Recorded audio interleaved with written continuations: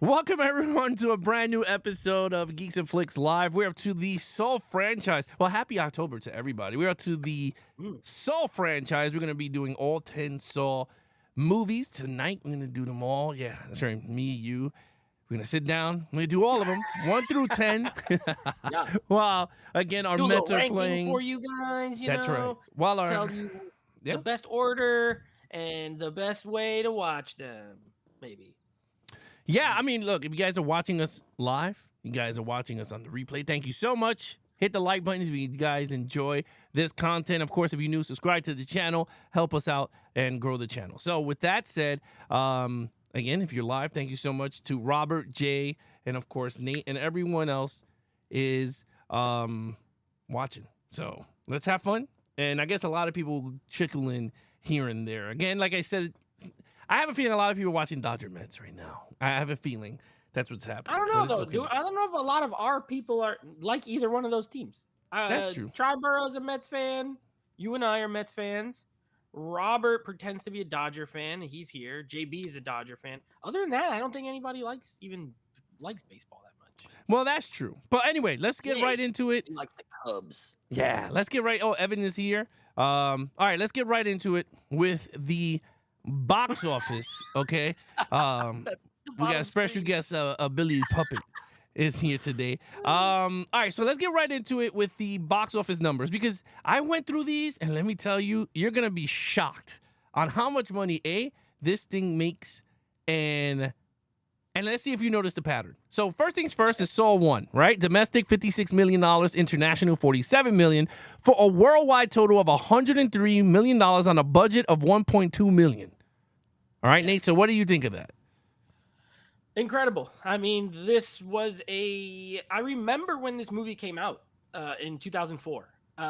It was a phenomenon. People were like, have you seen this movie? I was in high school. So I was a senior in high school. Everybody was like, have you seen this movie? Saw, it's crazy. You gotta see it. And then, like people kept going back and seeing it. And yeah, I remember it. I remember it like just doing really well on a little nothing budget. Yeah. So I was shocked looking at those numbers, because I was like, damn, I thought this movie was gonna make, like $300 million or whatever, but I didn't know it made like $103 million. But on a $1.2 million budget, that is pretty good, right? You know what I mean? This movie came out after James Wan was a name. Yeah, I would agree with you. The fact is, nobody knew who he was. This was his first movie. Nobody knew who Lee Whannell was, who was a writer and acted in this movie. And this, like you said, it had a $1 million. This is a low budget movie, essentially. So yeah. 100 million, and this is 103 in 2004 money. So it'd be a little bit better now, even. But yeah, it was impressive. I mean, it made 100 times its budget. Well, so pretty good. Well, the sequel came out the following year. They came out with Saw 2, and I was like, wow, is it gonna make any more money? So they decided to go, hey, we gave you 1.2. You guys came out with a phenomenon of a film. People soaked it up. We're gonna give you an additional $3.8 million for a $4 million budget. Okay, you're getting a $4 million budget for Saw 2. Well, people sucked it up, because this movie made $87 million domestic, international $60 million for a worldwide total of $147 million on a $4 million budget. It surpassed the first one, and you know what? This is another hit. What do you think? Another hit, and this was the first one I saw at the movie theater. I did not see Saw 1 at the movie theater. I was only 17, and it was a different time. My parents were like, nope, you're not going to go see that. But then when this one came out, I was 18, and I had a car, and they couldn't tell me nothing. So this was actually the first Saw movie that I saw at the movie theater, and I remember it was packed the night I went to see it. It was just jam packed everywhere. Yeah. So guess what happened? The following year, they said, we're making another Saw movie, and I was like, no freaking way. Really killing it. So they did. Okay, and you're gonna be shocked. In the third film, they decided to give him $10 million. Domestic, $80 million. International, $84 million. For a worldwide total of $164 million on a $10 million budget. What do you think? Pretty good still. I mean, hey, these things are cruising along. Each one gets a little bit more of a budget, and each one makes a little bit more money. So this is what when you're like, if you're a movie studio and you're like trying to make this is what you want, right? Okay, we gave you nothing. It was a trial. You made a ton of money. We gave you a little more. You made even more. We gave you a little more. You made even more. So far, this is kind of the path you want if you're doing a horror franchise, especially. Yeah. So guess what they said? We're greenlighting another one. And guess what? Every year we're greenlighting another one. So they gave them the same budget. They gave them a $10 million budget for Saw 4, made $63 million domestic, $76 million international for worldwide of $139 million on a $10 million budget. What do you think? Okay, it's still really good. Obviously, it didn't make as much as the previous. However, this is not a loss in any way, shape, or form because the budget was only 10. I know this made less because of the end, and we're going to get to it, the ending of Saw 3. Yeah. Clearly affected this movie. So it's not surprising, but it's still good. I mean, you're telling me I can make $139 million on $10 million bucks? I will absolutely take that all day. Yeah, it was successful. So the company went, hey, giving you more money. So the next sequel came about. All right. They gave them $10.8 million for Saw 5. Well, domestic, $56 million. International, $57 million for a worldwide of $113 million on a budget of $10.8 million. Again, another successful film, whereas now Jigsaw is dead in this franchise. I mean, he died in 3. Now these 2 sequels, he is now dead. This is flashbacks.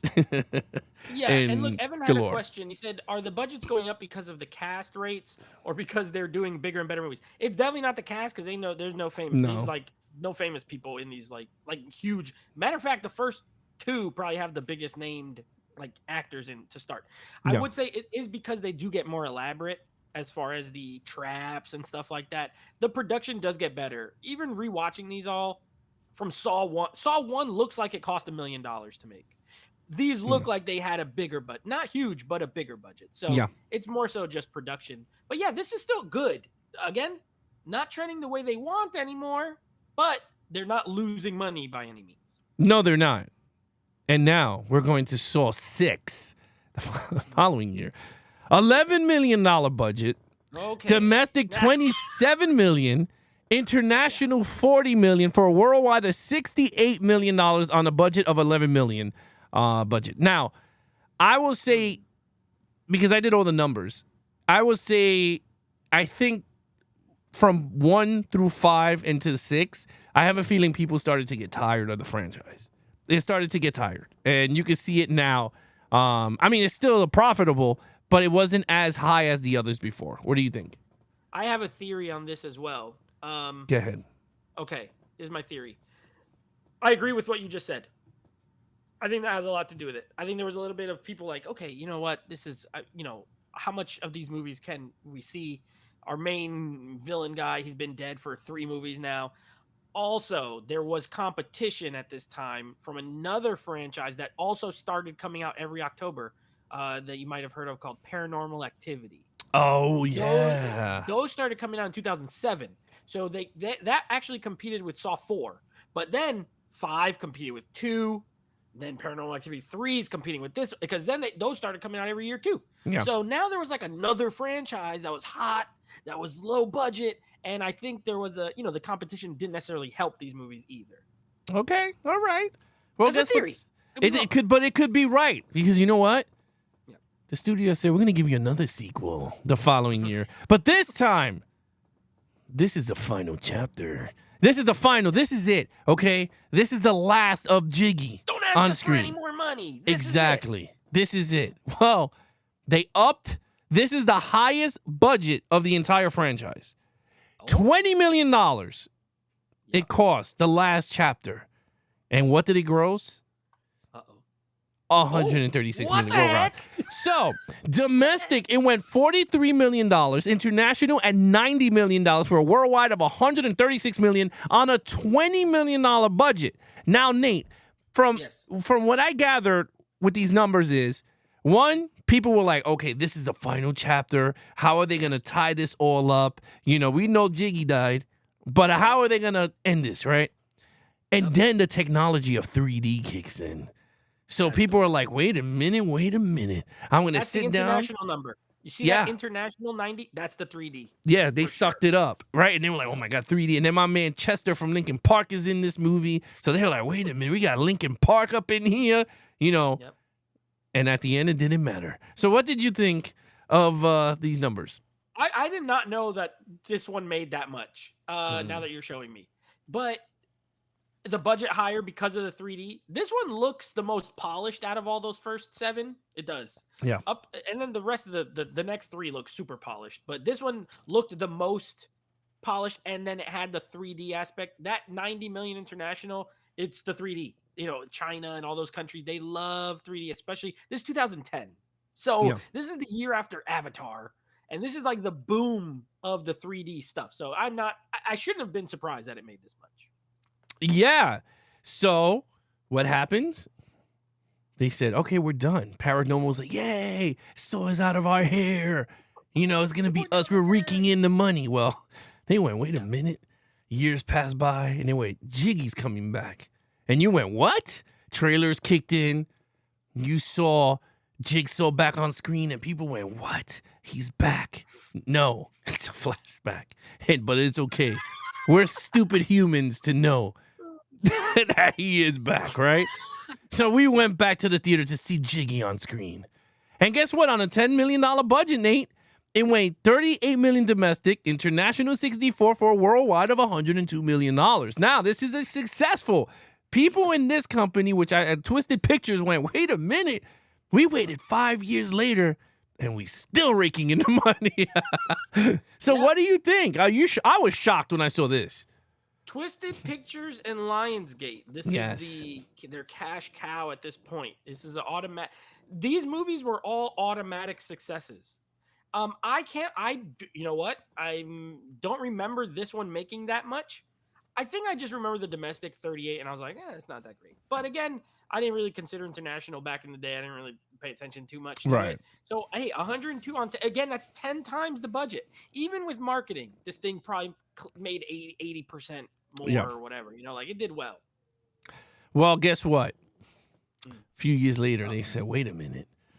You know what? We're going to do Saw 10 first as 9. But then they went, wait a minute. Chris Rock wants to join in a franchise? We're going to put that on hold and make it Saw 10. And we're going to do a reboot called Spiral from the Book of Saw, right? With a budget of $20 million with Samuel Jackson as the papa of Chris Rock, right?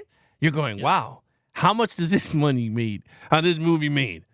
Well, sorry to bust your bubbles, people, because this thing only made $40 million in the box office.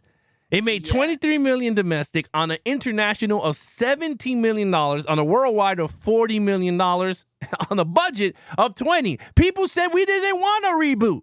We just wanted Jiggy back on screen. Also, this came out at the COVID time. It does have to be considered. Okay. This was 2021. So there were still places where theaters were closed. So I always, when it comes to movies from 2020 and 2021, it's hard to like really know. Yeah. However, I will say, I don't think this movie would have made the 100 million even if it came out in 2022 or 2023. So it might have made more than 40, but I don't think it would have been as big of a hit as the others. I mean, you might be right. We'll talk about each movie, people, because we're going to go through each movie. We're going to talk about it, give you our experiences rewatching these films, okay? So don't worry about it. We're going to get into Spiral from the Book of Saw, because I want to talk about it too and see, and give my thoughts on why this movie didn't do so well. But at the end, Lionsgate and Twisted Pictures said, no, we can't leave. We can't do this on a low end here. This one more time, we got to go. We got to do it again. And there's only one man that can helmet.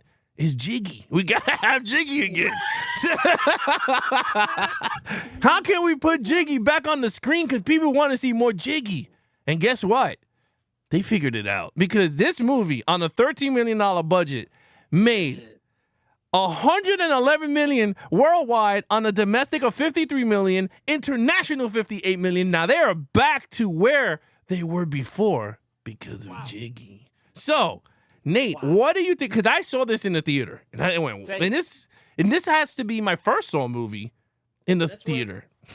That's where I got this popcorn bucket. There you go. You got the came out. popcorn bucket. Yeah. Yeah, there it is. Yeah. There it is. This is my yeah. Saw. This is my first time seeing Saw in the theater. I never seen none of the other 9 because I was like, oh, this looks stupid. But when I saw Jiggy back, I said, you know what? I'm gonna give it a shot. Angeline, my wife, is a big fan of these things, so she was like, let's go. We went, and I came out and I was like, I saw the light. I saw all except the first at the theater. Okay. I will say this was a big. I remember when this came out. I went opening night. It was moderately full. It wasn't packed. And 53 million. You're not looking at sold out shows, but you're looking at a good, solid performance. You're getting, especially on a $13 million budget. Yeah, this was a big hit. So much so that now we get an 11 in 2025. So, 2025. So they took a 2-year break. You know, they were churning these things out. You got to remember, Alex, this is one thing I love about Saw was I remember the ads where every year when the new Saw movie would come out and they'd show the TV ads, it'd be like, if it's Halloween, it's got to be Saw. And then it was a Saw movie. Every single year. I kid you not. I remember. And it'd be like, Saw 4 in theaters, October or whatever. It was catchy. They were smart. They were like, hey, you know what? All these horror movies be coming out in July and November. Why don't we just put it out in Halloween? They owned Halloween for 7 years, and then they came back with this, and they were like, we're taking it back over. And it was good. And it was good for the studio and Twisted Pictures, who, do you even know any other movies they produced? I don't. No. I only know that they made the Saw movies. Yeah. So there you go. Yeah, and you know what? You know what's the common denominator of this entire franchise? You ready for this? Yeah. Here we go. These are the box office totals of the entire Saw collection from 1 through 10, okay? From 2004 all the way to 2023 was the last time the filmed, okay? The common denominator is this movie never made past 207. It never made more than 200 million or less than even 170. That's the most. Yeah. So yeah, never even hit to 170. No, it's not. But the budgets never went over 20. So, no. You know, at the end of the day, if your most expensive movie is 20 and your least expensive is 1, and this is a $1 billion franchise, if you add that up, it's over $1 billion. And it's 10 movies, but still, that's an average of 100 million each on a budget and somewhere in an average of like probably around 8 or 9 million. That's really, really good if you're a studio pumping out these movies. Yeah, and you're right. Now let's look over it, right? Number 1 out of the entire, well, let's go to the bottom, right? Let's start with the least. Spiral from the Book of Saw, Saw 9, 2009, at $40 million, okay, worldwide. That's the wrong date, though. 2021. That should be 2020. I'm sorry, 2020. My bad. Okay, yeah, 2021 at 40 million. Then comes Saw 6 at 68 million. Okay. Yep. Then Jigsaw at 102. And then Saw number 1 at 103.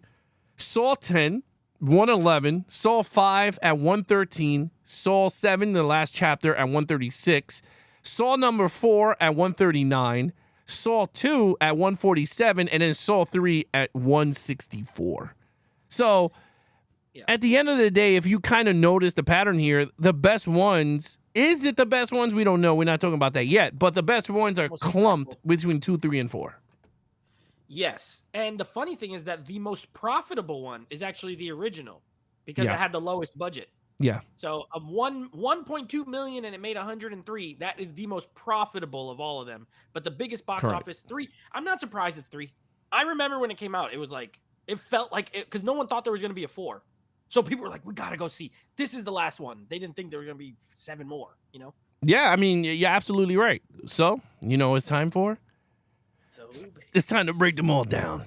Let's have some fun. I'm ready to talk about this. I'm excited because I have no idea where you're. I know we've talked a little off air, and I know there's a couple that we feel similar. But on the whole, I feel like I don't know where you're going to go with some of these. You don't know where I'm going to go with some of these. Yeah. And this is going to be an interesting. This and our next one are going to be very interesting when it comes to the rankings and where we put them and stuff like that. All right, so here we go. Let's start it off with where it all started. Saw number 1. Okay, so Saw 1, for those of you out there, is 2 men awakening to find themselves on the opposite sides of a dead body. each with specific instructions to kill the other or face consequences. These two are the latest victims of the Jigsaw killer. All right, so that's the plot of the first movie. Now, we both going to agree that this is the masterpiece of all of it. But what did you think of rewatching this one? This movie still really, it's really good. You go back and watch it now and you could see some of the shortcomings of a first-time director. However, when the first-time director is as talented as someone like James Wan, it doesn't overly affect it. It's a good movie. The one thing I will say that is most impressive about the original Saw is that it was I won't say necessarily, it's kind of a game changer of a movie, because you're talking about $1 million budget, right? And you're talking about an original property. This was based off a short that James Wan had made. And it also kind of pushed that, what people would call torture porn.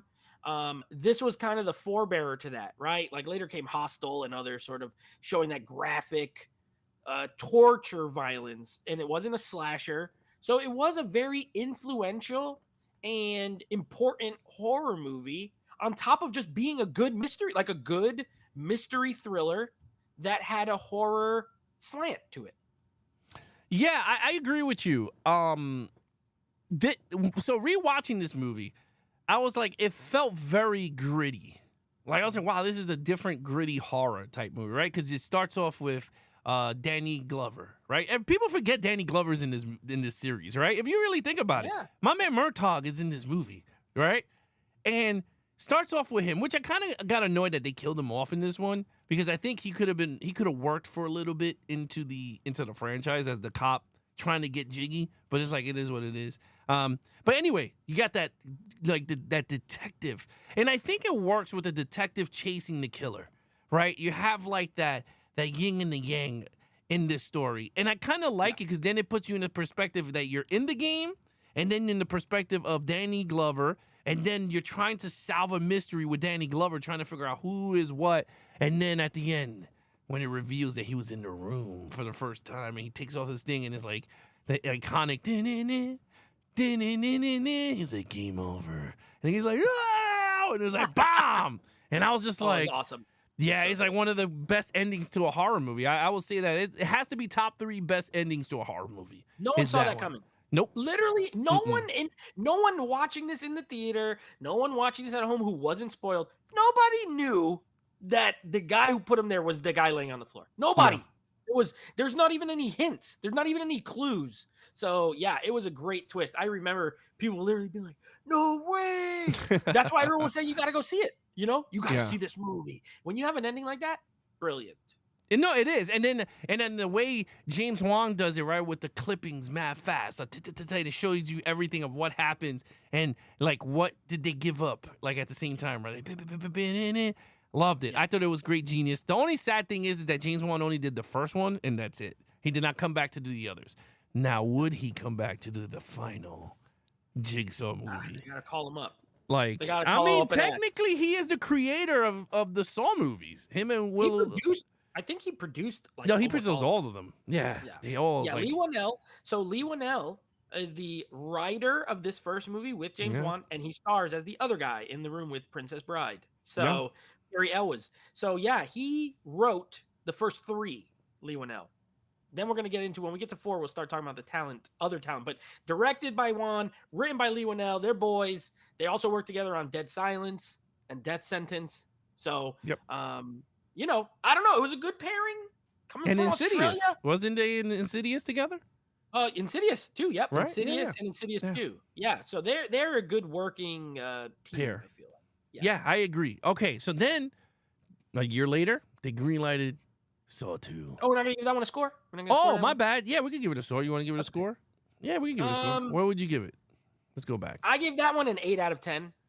Okay. Yeah, an 8 out of, I don't think it's perfect, but I think it's a very, very good low-budget horror movie. We'll do it through the 10s. We'll do it through, for this time, we'll go through your rankings. I'll give it a 9 out of a 10. I really like the first one. I think this one, it's a very good start to a franchise.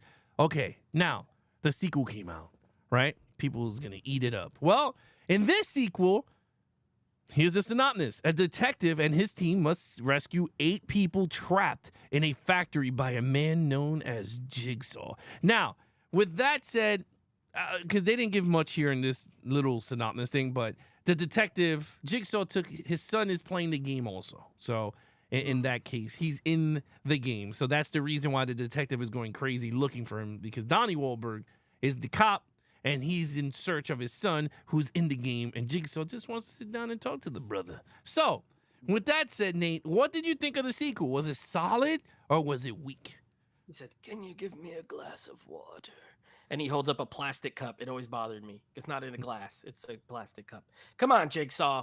All right. This was the first one I saw at the theater. Okay. So I have a very special spot in my nostalgia heart for this movie. That said, I think it's good. I think this is the one. So this was directed by Darren Lynn Bousman. Okay. Yeah. Who, by the way, is the all-time director. He has 4 Saw movies under his belt. He directed 4. Then this other guy, Kevin Gruder, directed 3. So they're like neck and neck for the most amount of Saw movies. But anyway, this was the first one he did.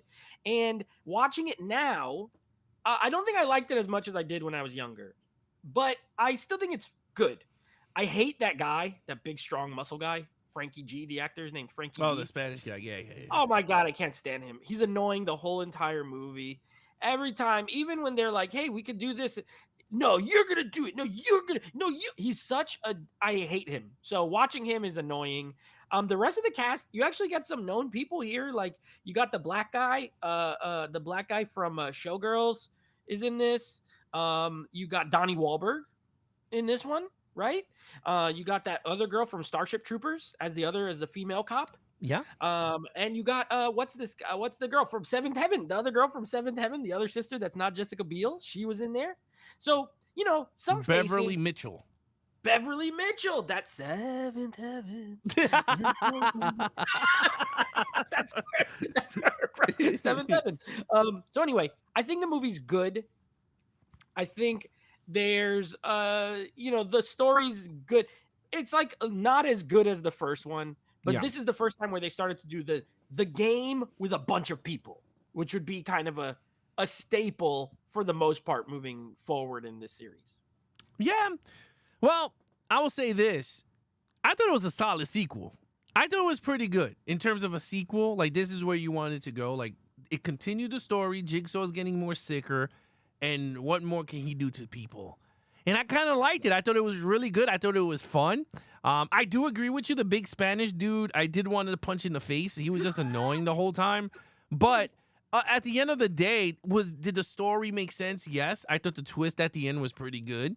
I thought it was pretty cool. But the funny thing about the Saw franchise is that once you watch it and then you go back to watching it again, you get more annoyed because you know how to salve it, and you're just like, really, dude, you couldn't just do what he said and to get this shit over with. But anyway, it's like a common trend we'll talk about going down, because like even my wife said, she was like, we saw all 10 of these and no one listens to what the guy says ever. Everyone's like, screw you, man, you can tell me what to do, and then they go through the room and then they fall into a pit of acid, and then they're like, you killed him. Like, well, did you? There's a couple of times where they do what they're supposed to, and when they do, they live.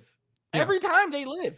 So, you're right. This one was especially annoying because no one ever did anything they were supposed to do. No. The only reason Amanda got the hypodermic needle thing is because she was in on it. So, spoiler, she was in on it. So, of course, she was able to live. Other than that, every single person died because no one did what they were supposed to do. Yeah, no, you're absolutely right. And I mean, I don't know if we should spoil these movies. I don't know how that works. Yeah, these movies are 20 years old.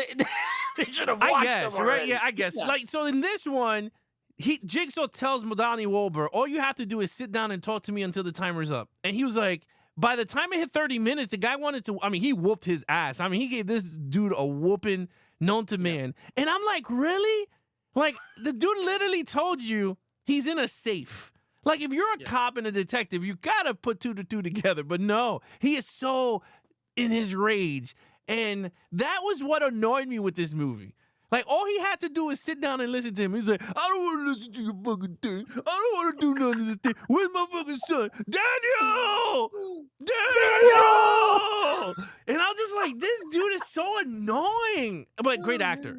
Great actor. Oh, yeah, great he's actor. good in the movie. Oh, Yeah, he's very good. I just don't But- agree with most of the decisions that a lot of the Yes. characters make. That's all. Especially for a detective to be that stupid and naive when he tells you to sit down and talk to him, and he's just like so angry and emotional. And I was just like, whatever. But anyway, what do you score this movie? Give this one a 6 out of 10. Okay, all right, that's not bad. I give this movie. I'm just looking for the synopsis. I will give this movie. I'll give it a 7 out of a 10.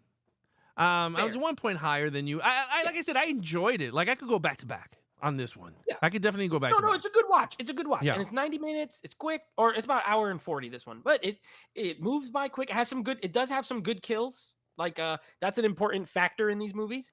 This one Okay. has a couple of it good does. kills.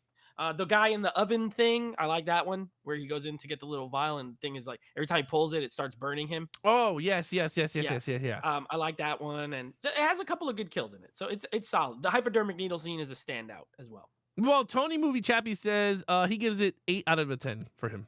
Okay, 8 So- out of 10. Yeah, if you guys want to score along in the chat, I will read them. So put your scores. Nobody scored Saw 1. Robert just said it was his favorite, but okay, so 8 out of 10 for Tony. Cool. All right. So now number 3 comes out, right? Yes. And let's see. Saw 3 abducts a doctor in order to keep himself alive, meaning Jigsaw, while he watches his new apprentice put an unlucky citizen named Jeff through a brutal test. Now, so in this one, we have a guy whose son got killed under his watch or whatever. And it's weird because this story actually is really good the way they did it. So Jeff is alcoholic. I believe he was an alcoholic. His son gets killed. It bothered him for, I think, a year or whatever. And he wants to get revenge on the people that killed his son for injustice, right? And I was just like, wow, that's pretty cool. But then Jigsaw abducts the doctor for some apparent reason.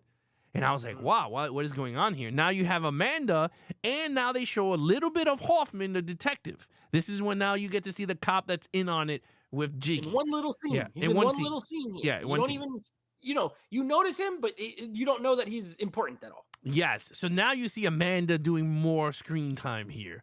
And I'll let you take it away. What did you think of 3? Okay, so let's give him another little back quick. This one, again, directed by Darren Lynn Bousman from Part 2. He's back, Okay. so same director. And Lee Winnell, full screenplay credit. Wrote the whole thing by himself. And you can And tell. James Wan. James Wan came up with the story with him, and then Lee Winnell wrote the screenplay. And you can tell that they are the ones, because this one has a way better story than Part 2. Yes, it does. Way better story than Part 2. does. I would say this one is, story-wise, is like on par with the first movie. As far as just good, tight storytelling. This is the longest one. It's an hour and 52 minutes.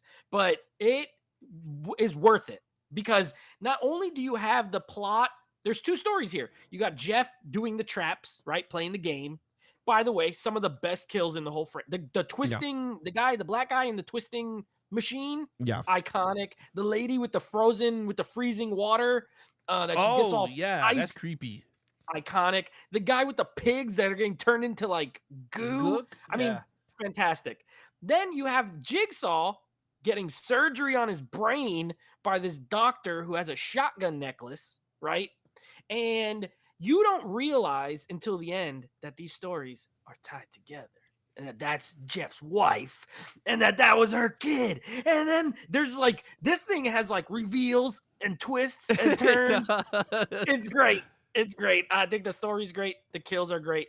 I really enjoyed this movie a lot. I think the sequels, it's upper tier for sure. Yeah.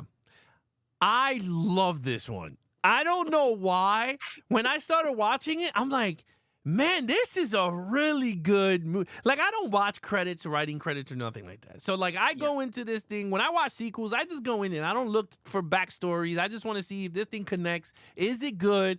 Will I be entertained? Will they take my money to buy more if it comes out, right? That's all I care about. Now watching these damn credits, knowing that whatever his name is, and James Wan collaborated and wrote this one, I'm like, it does make sense. Because it felt just like Saw 1.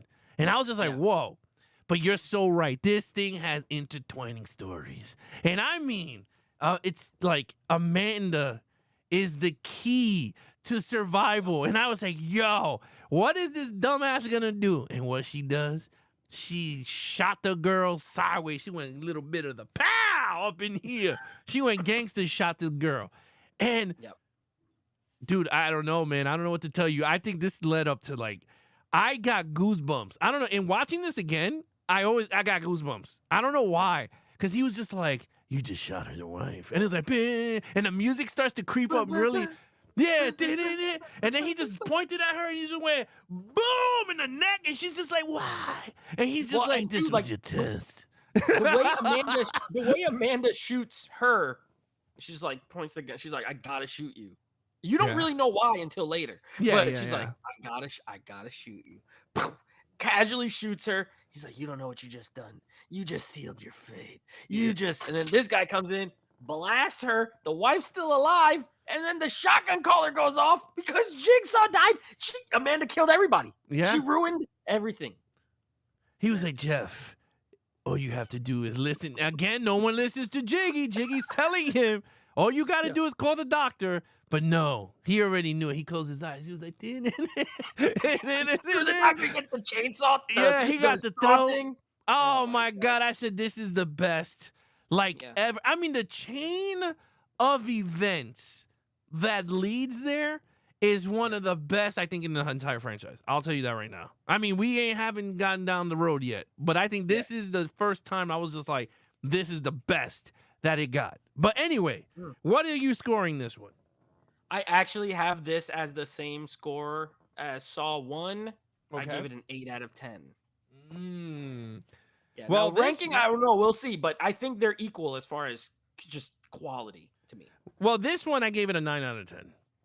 Because I think in terms of story, in terms of everything leading up to that final build-up, the final time Jigsaw is on screen as a real person in present time, it just all comes down to that one person's decision. But then knowing that that decision was kind of altered by another man in the building. So it's pretty good. We're not getting there yet. But anyway. All right, let me read a couple quick scores. Yeah, go ahead. So you're a 9. I'm an 8. So we both gave it the same thing we gave the first movie. Robert, Saw 1 is a 10 out of 10. Saw 2, he gives a 7 out of 10. Okay. Saw 3, he gives an 8 out of 10. Tony says Saw 3 is personally my favorite film, 9 out of 10 for me. They should have ended it right there. I disagree, Tony. I don't think they should have ended it right there. Could have one of the best horror trilogies, but the studio's not got to be greedy and it's a business, so it makes sense. Ben says liked it, and then Amanda's the GOAT. And that's the end of the scores. Okay. All right. Well, guess what? The studio came back with another year and said Saw 4. Now this one, despite Jigsaw's death, and in order to save the lives of 2 of his colleagues, Lieutenant Riggs is forced to take part in a new game, which promises to test him to the limits. Now, this one continues from part 2, which is Detective Matthews got caught. You see scenes in part 3 where they show you where he is in present time, but then it goes to the story. It goes to like the new game. This story now picks up after Saw 2, where now he is pretty much he's still a cop, but he knows that he's still alive out there. He wants to find them, right? Riggs. Riggs is still trying to look for Detective Matthews. So in part 2, Matthews, Riggs, and the other girl, they work together, the lady cop. Yeah, what's her name? And then in part 3, I forgot her name, but she was hot. And then she gets killed in part 3. She gets in that trap where it rips out her rib muscles and stuff like that. That's part 4. That's this one. Yeah, that's this one. Carrie. Okay. Anyway, Carrie. Yes. So in part 2, our guy Matthews, that's Donnie Wahlberg, he gets put into the bathroom from Saw 1 at the end. That's the other twist. It's like, oh look, it's the bathroom, and that guy's still dead in there. He never made it out.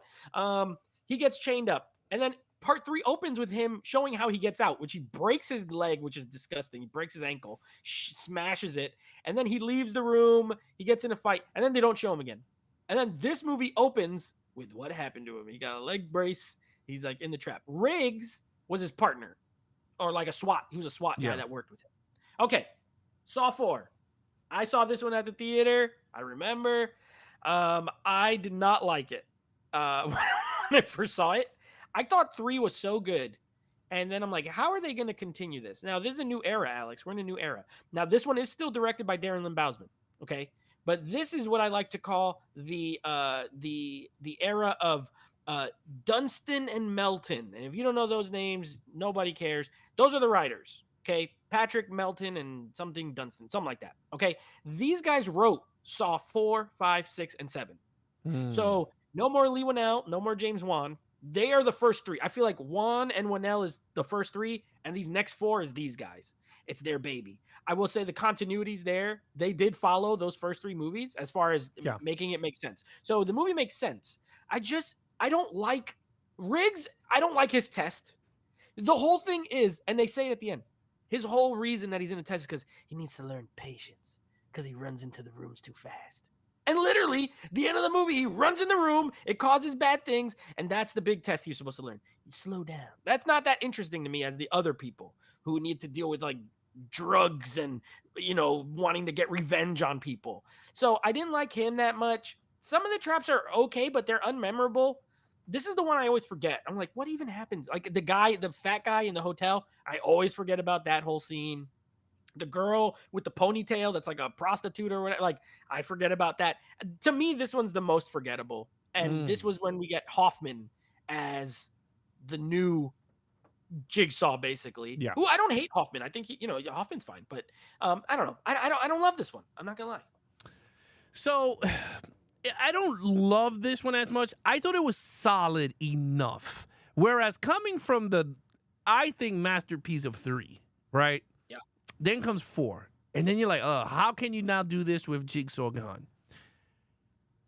Oh, you got to remember, there was the FBI agents, Strantham and Perez. Strom and Perez. Strom and Perez. Yeah, you got the FBI now is in on it. And Hoffman is like, well, what? And now he's like trying to figure out. Yeah. I thought he was cool, but we'll talk about that in the next movie. Yeah. But anyway, so I agree with you. Certain things, it's not memorable. It's not memorable. The ending is mucho memorable because that is crazy. The 2 blocks of ice just went, bah! Oh, yeah, I said, oh my God. I said, that I remember very clear. And I was just like, wow. See, I do like his test because it's patience and trying to save everybody. Like, you can't save everybody. And that was the whole point of the test. Like, everywhere he goes, he's trying to save everybody, right? You had the guy who abused the little girl, right? That was the thing with the thing. He saved that, right? So you're just like, oh, man. You're right. The fat guy. The creep. Yeah, he was the creeper. That. And then he did what he had to do. Then you got the girl with the ponytail. He tried to save her, while at the same time she's trying to kill him. So it was just so much. But then the ending test, all he had to do was take his time going in the room. Oh no, he was like, Matthews. He busted in the door. The damn thing was just like, his head became a melon being smashed by his head exploded. And what happened? Hoffman just gets up. And I was just like, you gotta be kidding me. I was like, are you freaking kidding me? And then you got the guy who shot him. And the guy told him. The guy was just like, listen. And he was going to get the tape recorder. No, but he shot him. And then Hoffman got up and said, you see, you failed your test. Game over.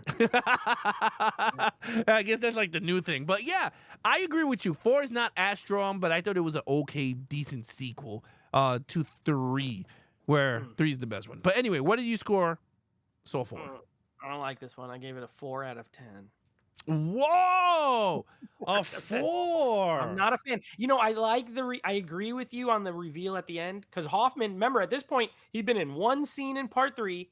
Then he gets the tape at the beginning. It's like, if you think you're not going to get tested, you're wrong. So you think he's really going to die. And then it turns out he's actually in on the whole thing. So that was a good reveal. But that's most of my points because I don't really like this one. Okay. All right. Well, I gave it a 5. I thought I was in the middle. I gave it a 5 out of a 10. I'm like, it was good. I don't think it was in the perfect great tier around there. So I gave it a good. Okay. All right. Robert gave this one a 6 out of a 10. Tony gave it a 4 out of a 10. Similar to me. Just so bland. And Hoffman is not a good is not good. Good character, and this is where the franchise goes downhill. Amanda should have been the next Jigsaw. He's sticking with that story. He really He's thinks sticking with the Amanda should have been. girl. Well, she's dead. So I know. I think her ending is. I actually think her ending. I think that Saw 3 ending is Perfect. perfectly fine. It was perfect. Yeah. Yeah. I mean, It makes then sense to keep her alive. again, I don't think James Wan and Lee Winnell knew that they were going to continue it. I think they wrote it to end their story while someone else come and continue their work. It felt That's the like way I an see it. ending. Part Yeah. 3 feels like the end. So that's where I agree with Tony in the sense of if they stopped at 3, it works great as a trilogy. But I do think there are more good movies to come in this franchise. So that's why I don't mind it. Okay. All right. Here we go. Like Saw 5. Oh. Okay. So Okay. in this one, Saw 5 follows Jigsaw's gruesome demise. Mark Hoffman is commended as a hero, but Agent Strathman? Strom is suspicious and divides into and then he looks into Hoffman's past. Meanwhile, another group of people are put through a series of gruesome tests. So there is 2 plots in this movie. You have the FBI guy who they gave him vacation, but he's now looking into Hoffman's background and everything. And then while that's going on, you have a new game being played at the same time. So, Nate, what do you think? Yeah, Strom starts looking into him. I put a hole in my throat so I could get out of the thing or whatever. This guy makes himself look like a hero, Hoffman, by finding the girl, the daughter, by the way. I wondered that. In part 3, that girl her parents are dead. I'm like, what's going to happen? I'm glad that they brought it back to show that she lived, but now she's going to be like a foster kid or something, which also sucks. Okay. This one, I don't like this one either. Saw 5, I'll tell you why I don't like it, Alex. I hate the game aspect of this movie. I like the Strom Hoffman kind of cat and mouse. I actually like that. I hate when they go to the game part. To me, it slows down the whole movie, which is not what you want in a Saw movie, right? Those people are irrelevant. The people that are in the game. It's these random people, like Megan Good is one of them. Julie Benz from Dexter, she's one of the people in the game. Yeah. And it's like these land developers and rich guys. And I'm like, okay, but what do they have to do with anything? And they do find a way to say why. But every other movie, the person in the game is crucial to the storyline. And here it was not. It was like, oh, shoot, we got to put some people in a game because this is a Saw movie. And it feels like an afterthought. So I don't care. Like, it should be the other way around. I should like both or be into the game part. I'm not. I think it's the worst game element of the Saw movies. I like the cat and mouse. I like the end of this movie. I do like the ending of this movie. It was a good little like, oh, shoot, that was crazy with Strom and Hoffman. And the thing with Perez was kind of funny, too. The little doll that was this one, right, where the doll explodes in her face. That was the next one. That was the one before. That's 6. Oh, that part was 3. That was 4. Yeah, that was 4.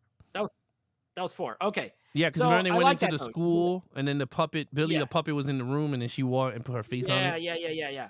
And then it blows up. Yeah. So then Hoffman's visiting her, and that's when he starts putting it all together. He's like, "Wait a second, something's up with this guy." So I like that, but I don't think it's split well. So I'm not. And this was a different director, by the way. We're back with a new director for Saw 5, which this guy.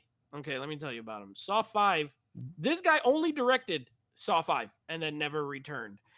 He is a guy that is named David Hackle, and hack is the correct term here. I don't like Saw 5. Okay, the Saw 5. I wasn't too crazy with this one. I hated the ending. Oh, that pissed me off. Okay. Oh, that pissed me off. Because you know why? And it's stupid, right? Like, and this is what I tell my wife. This is a great franchise, right? Mm-hmm. But you got stupid humans that are cops, and then you got stupid humans that are in the game. This is a perfect example of not a well-written character, right? What does he do? He figures out Hoffman is Jigsaw, right? Doesn't call nobody, doesn't tell nobody, doesn't do nothing at all. Doesn't even call in the precinct going, hey, Hoffman is Jigsaw and I could prove it. Oh no, he doesn't. He has to do it himself with a little hole in his throat, right? So I said, all right, cool. And then at the end of the movie happens, right? Yep. Where he throws Hoffman into the trap and you're going, oh, okay. And then all of a sudden, now he dies with the secret knowing that. And I was like, this is so dumb. This is like a real cop will call it in, especially a Jigsaw killer that's killing people. There is no way, Nate. I mean, in reality, this is the movie. Too, Hoffman is this. I just want to jog my memory. Yeah, this is one where Hoffman is calling the other FBI guy. Yes. He's framing Strom for it. Right. Okay. While Strom doesn't know that's happening. Correct. And that's the thing. I know this is movies and I know this is fiction. But again, when you do movies, sometimes it has to be based on like real reality, right? In reality, this agent will be calling in going, yo, this dude is like, I could prove it. Like literally I could prove it. While he does not know what's going on the other side, like they're like he's framing him, but he could prove it. He has all the files. He's been to all the stuff. And I'm like, okay, cool. No, he has to go by himself to get him. And he gives him an ass whooping of a lifetime. And I was like, that's cool because he deserves it. But then he dies in the trap. And I was just like, oh, this is so dumb. I was like, this is so dumb. Like, I hated this movie, and I agree with you. The traps are so unmemorable. And the thing with the saws that I enjoy is that it ties to Jigsaw somewhere, somehow. Whether it's the patients or whatever, someone screwed him over, whether it's a surgeon or whatever. He tries to get revenge back to help them out or whatever you want to call it. But this one, oh, no, you're right. This one, no bueno. What do you rank this one? Score. 3 out of a 10. Okay, I gave this a 4 out of a 10. You hated this one a lot. I don't like it. Yeah, this one is not good. Like, it's a 4 for me, but this one I would never watch again.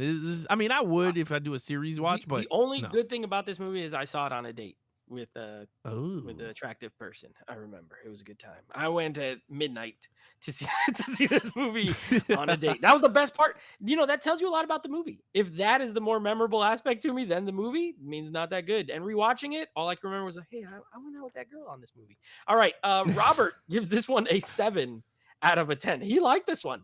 That's pretty high. He liked this one better than 4. Wow. A 7. Tony says Saw 5 sucked. All it is just filler at this point, and this is where I stopped watching. 3 out of 10.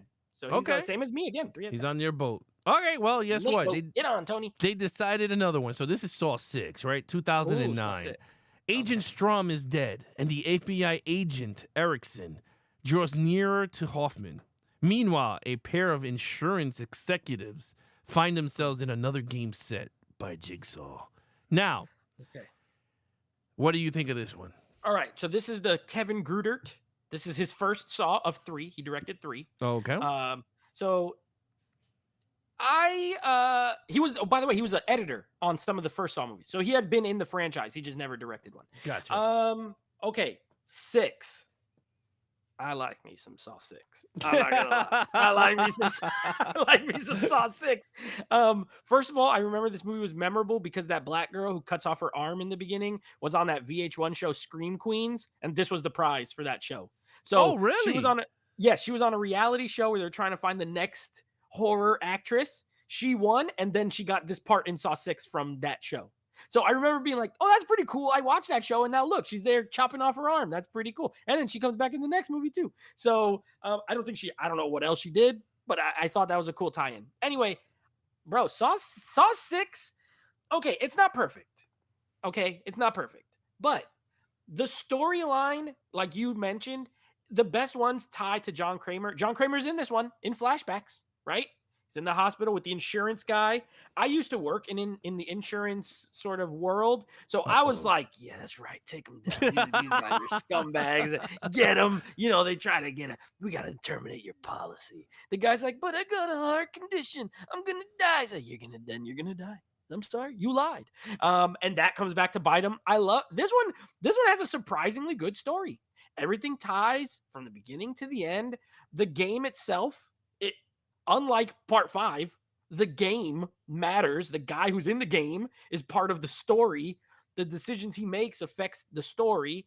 And then on the Hoffman side of things, you get Jill Tuck. She's running around causing some problems for him. So I like when the movies have a good balance of like the game is cool and the side story is cool. And I think this one is a good balance overall. I like this one.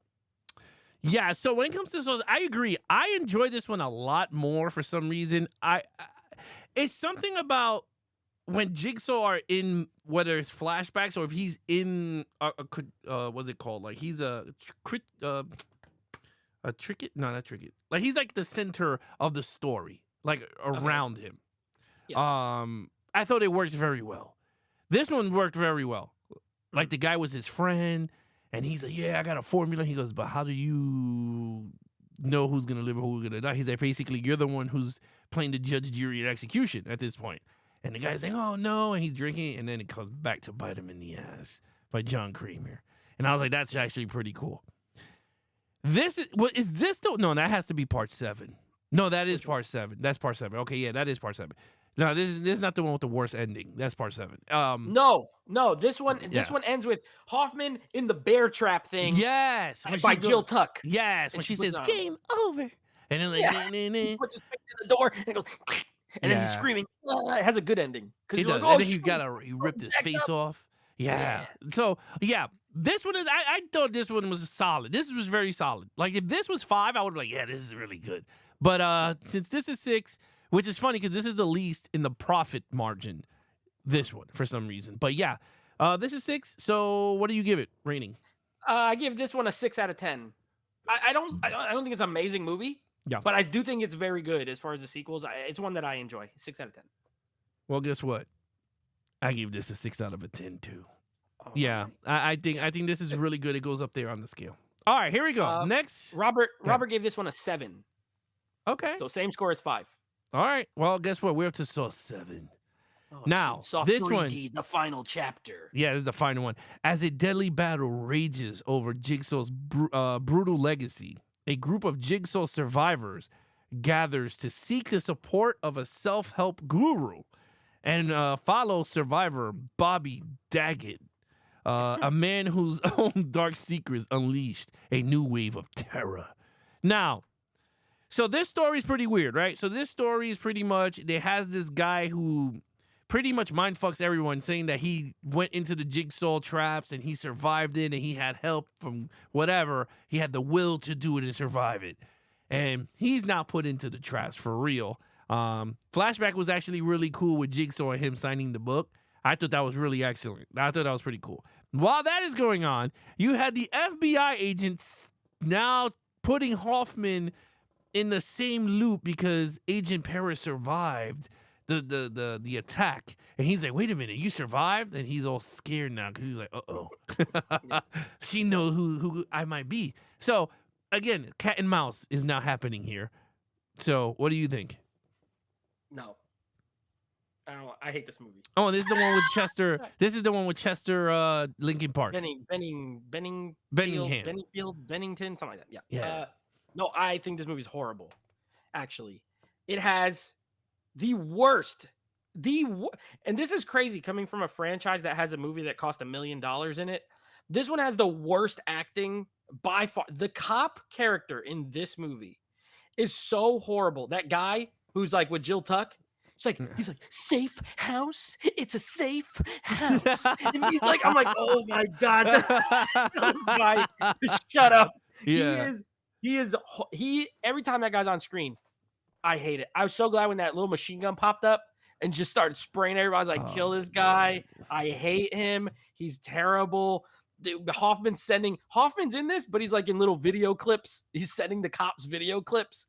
And then he's like, "I know that little statue." And then they go and it's like, then you get all these random death scenes, like the Chester one with the car, which, by the way, it's a good death scene with the car, and it like rolls over the girl's head. And at this point, I don't even watch these anymore for the kills because usually they're entertaining. I want now, tell me something. It's somewhat interesting. Make it a little cat and mousey and have the game matter. To me, the game doesn't matter again. He's mad that this guy wrote a book and made a bunch of money. And so he's like, now you're really going to go in a game. Which, by the way, everyone else who dies in that game is someone who helped him lie. The wife was innocent. And the whole point of Saw, correct me if I'm wrong, all the Saw movies is they did not put innocence in the games to die. For example, the little girl, the daughter in part 3, she ends up living. The son of Matthews, remember? He's in the safe. He ends up living. The wife and the son in part 6, they are the ones who. That lady didn't do nothing. She didn't know the guy was lying. And then she gets roasted. And I'm like, oh my God, really? Like, oh my God. And then, you know what's the worst part of this movie, Alex? At the end, when it's revealed that the doctor from part 1, and then he throws the saw at the screen in 3D. He goes, just for that, I hate this movie. I don't like it at all. Let me just tell you something. Now, you got to remember, though, when those traps were happening, those were actually Jigsaw putting them in it. This one was Hoffman, so he doesn't give 2 fucks if they're innocent. Yeah, he's just killing innocent people. Yeah. So, anyway, I hate this damn movie. I hate it with a passion. Like, even watching it, I wanted to break my damn TV this last chapter. One, Hoffman is a one-man wrecking machine in the police office. He's stabbing dudes in the neck. He is stealth killing people, like splat, with a knife. and with a stupid little hand knife. He's just like plow, and I'm like, oh my God. You know the scene that I wanted to, and my wife was like, oh my God, you're getting mad. I wanted to punch the TV. Is when they go, oh, we're about to get the guy's voice on the thing, right? And he's going to get coffee, and he puts the coffee, and they're like, you look kind of nervous, right? And he's like, oh no, I'm good. And then all of a sudden, it sounds just like him, and then the guy turns around and he throws the coffee in her face, and I'm like, first of all, why are you standing there looking at him with coffee? I was like, whatever. The other guy gets stabbed like 3,000 times. The girl in the I was like, that is the worst ever. I don't know how he got out of there alive. Like, first of all, the girl should have drew her weapon way in advance if she thought he was like getting mad nervous, but no, she's just holding it like that. She's like, are you okay? Are you all right? And I'm like, man, lady, you just gave your intentions like mad fast. He threw the coffee in her face. Then the boss is like, wait, what's going on? He gets stabbed in the neck. And he's just like, and I'm just like, what is this? I was like, this guy literally just walks in and kills 3 people, then goes upstairs and run away. Then you got the stupid cop that you said the same thing, the safe house dude, right? Goes in, and I told my wife, you see a machine gun pop up in the corner. Why are you standing up? Why did you just lay down? It can't point downward. Yeah. Why didn't you flip a desk over so he could shoot the he stood there. He just went, boo, boo, boo, boo. And I was just like, this is so dumb. I hate this damn movie. Then Jill Tuck. She runs away, and I felt so bad for her. Because I was like, whatever. She runs away. Yep. And I told my wife, I was like, you ready for the dumbness? And she goes, what? I was like, she literally, the cop falls in front of her. She didn't go for the gun when the other guy was coming in. I was like, she could have just had a gun, and the minute he comes out, he could have shot her. It is so many plausible stuff that they could have killed Hoffman, but they just did it this cheap way of such a weak ending to this beautiful franchise. So whack. And then you got the dude with the limp. He's like, he's coming up to him. He's like this with like 5 other followers, and he's just like, Hoffman's like, who are you? And he's just like, pin, pin, pin. Pin, pin, pin, pin, pin. Yeah. And I was like, and what? When they had to tie it in, the writers had to always tie in. He was the one who did all the surgical stuff. But it did work though. It does work. Because they showed like, even I think it was in part 3 or 2 when they showed the back of him, and I was like, oh, that's the doctor dude. I was like, now it makes sense. And even like part 2 where the guy has the key behind his eye, it's like, how would John Kramer or anyone be able to do that without? And it's because they had a surgeon. So they were smart in how they incorporated him, but it was still a stupid reveal. Well, yeah, because he had one leg. He was just like, and also because he throws the saw at the screen like this. Oh yeah, he does the saw. Yeah, 3D. But that always killed me. That stupid ass walk when he comes up, right? Because he's just like leaving. He goes, "Who the fuck are you guys?" And you see him just. Yeah. He just walks up, and it's just not like intimidating in any way, shape, or form. No, I mean, how did he die? He got stabbed in the neck with the thing, and that's it. Who? Hoffman? Yeah. No, Hoffman. He gets stabbed. Dang, how did he die? They Oh no, they locked him in the bathroom at the end. Yes, that's right. And then he got to say what they did to him. Yeah, that's right. He was like, game over. And he said, took the saw. "Blah." He throws the saw out, so he Yeah. can't cut off his leg, and then he shuts the door. Oh, that's right. And it's like the first one. So it's like a tie And then, to. like, Okay. Yeah. Well. All right. What's your ranking for this one? 2 out of 10. Oh. I hate this movie. The 2 is just because it does have some good gore. Some of the like Chester's back getting ripped off is kind of nasty. So like it has some good gore, but I don't like it. Yeah, I it's funny. I did give it a 2 out of a 10. Yeah, it's a 2 out Also, of a 10. Jill Tuck's pretty hot for an older lady. I mean, I know she was in like 80s movies and she was hot back then, but she's still kind of hot. Oh, was she? So, yeah. Okay. Yeah. She was a Betsy Russell. Yeah, she was in like some 80s movies. She was great back then, and she still is good for an older woman. I like her. I gave it a 2 out of a 10 here on my list of suck. So yeah. Okay, so Saw 7. Robert gave this a 6. So Oof. he likes it, I guess. He doesn't really hate any of these so far. Tony didn't watch this. He didn't watch anything after part 5. Tony missing out because part 6, pretty good. Yeah, Saw 6 is pretty good. All right, Jigsaw. So now this came out a few years later, 2017.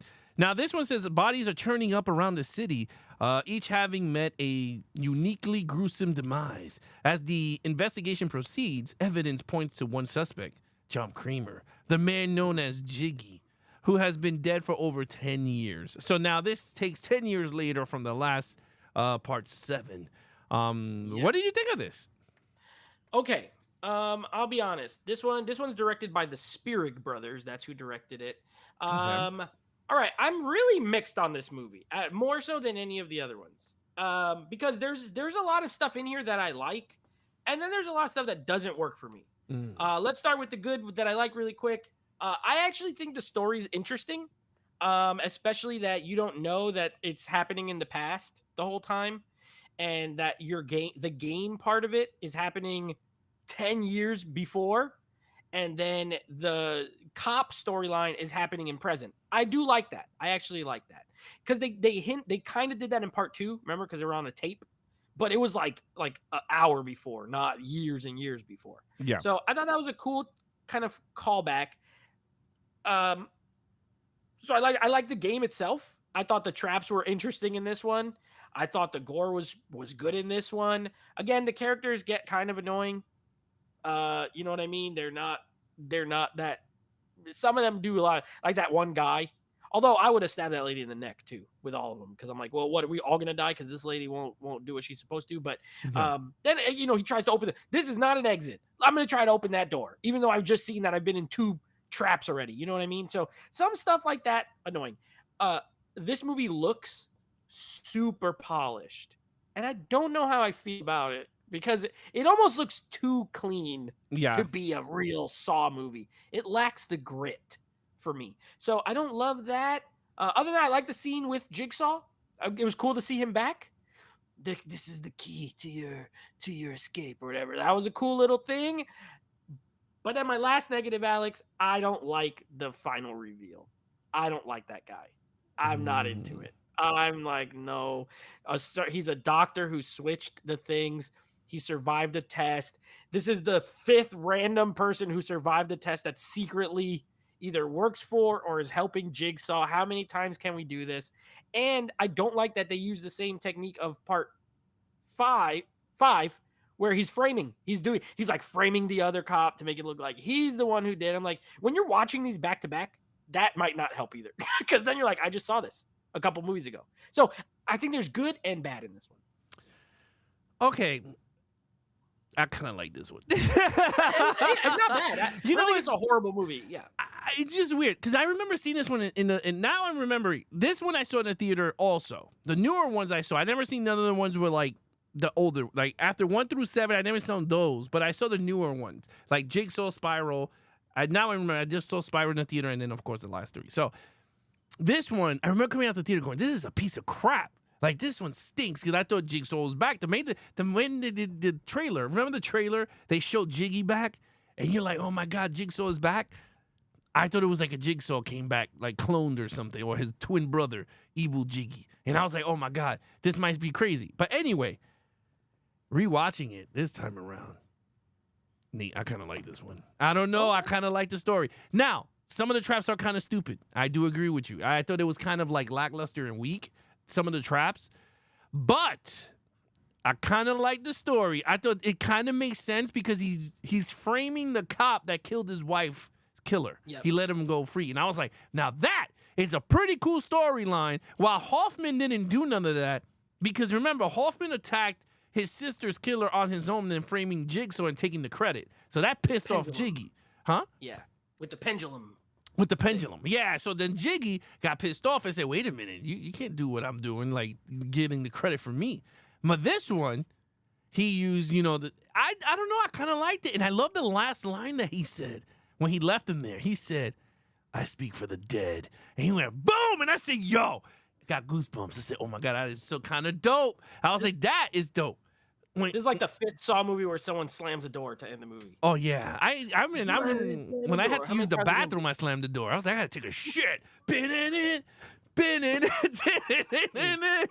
to get a sliding door for your bathroom. A big sliding door. Yeah. Oh, Game over. Game over.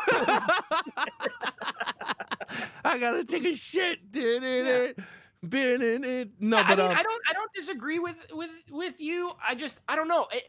I remember not liking it at the theater. I think I liked it more this time, but it just I just feel like, especially like I said, doing it as a watch through, it felt familiar in a lot of ways, but not overly new. So I don't know. I do think it's a well-made movie though. I do understand what you're saying because it did feel a little bit like a Netflix type movie. Like if they took if they took Saw and they went and did it, it looks too clean, too focused. Like I do agree with you on that. Like I totally agree with you on that. Like I enjoyed it for what it was. Like it did feel like it was part of the franchise, but it felt off in a lot of ways. But I kind of liked the way they used the guy, and I liked the ending. Like he was just like, "I speak for the dead," because I was like, "Dude, you do," because technically you are a autopsy. You do autopsies. So I was like, "That is actually pretty good."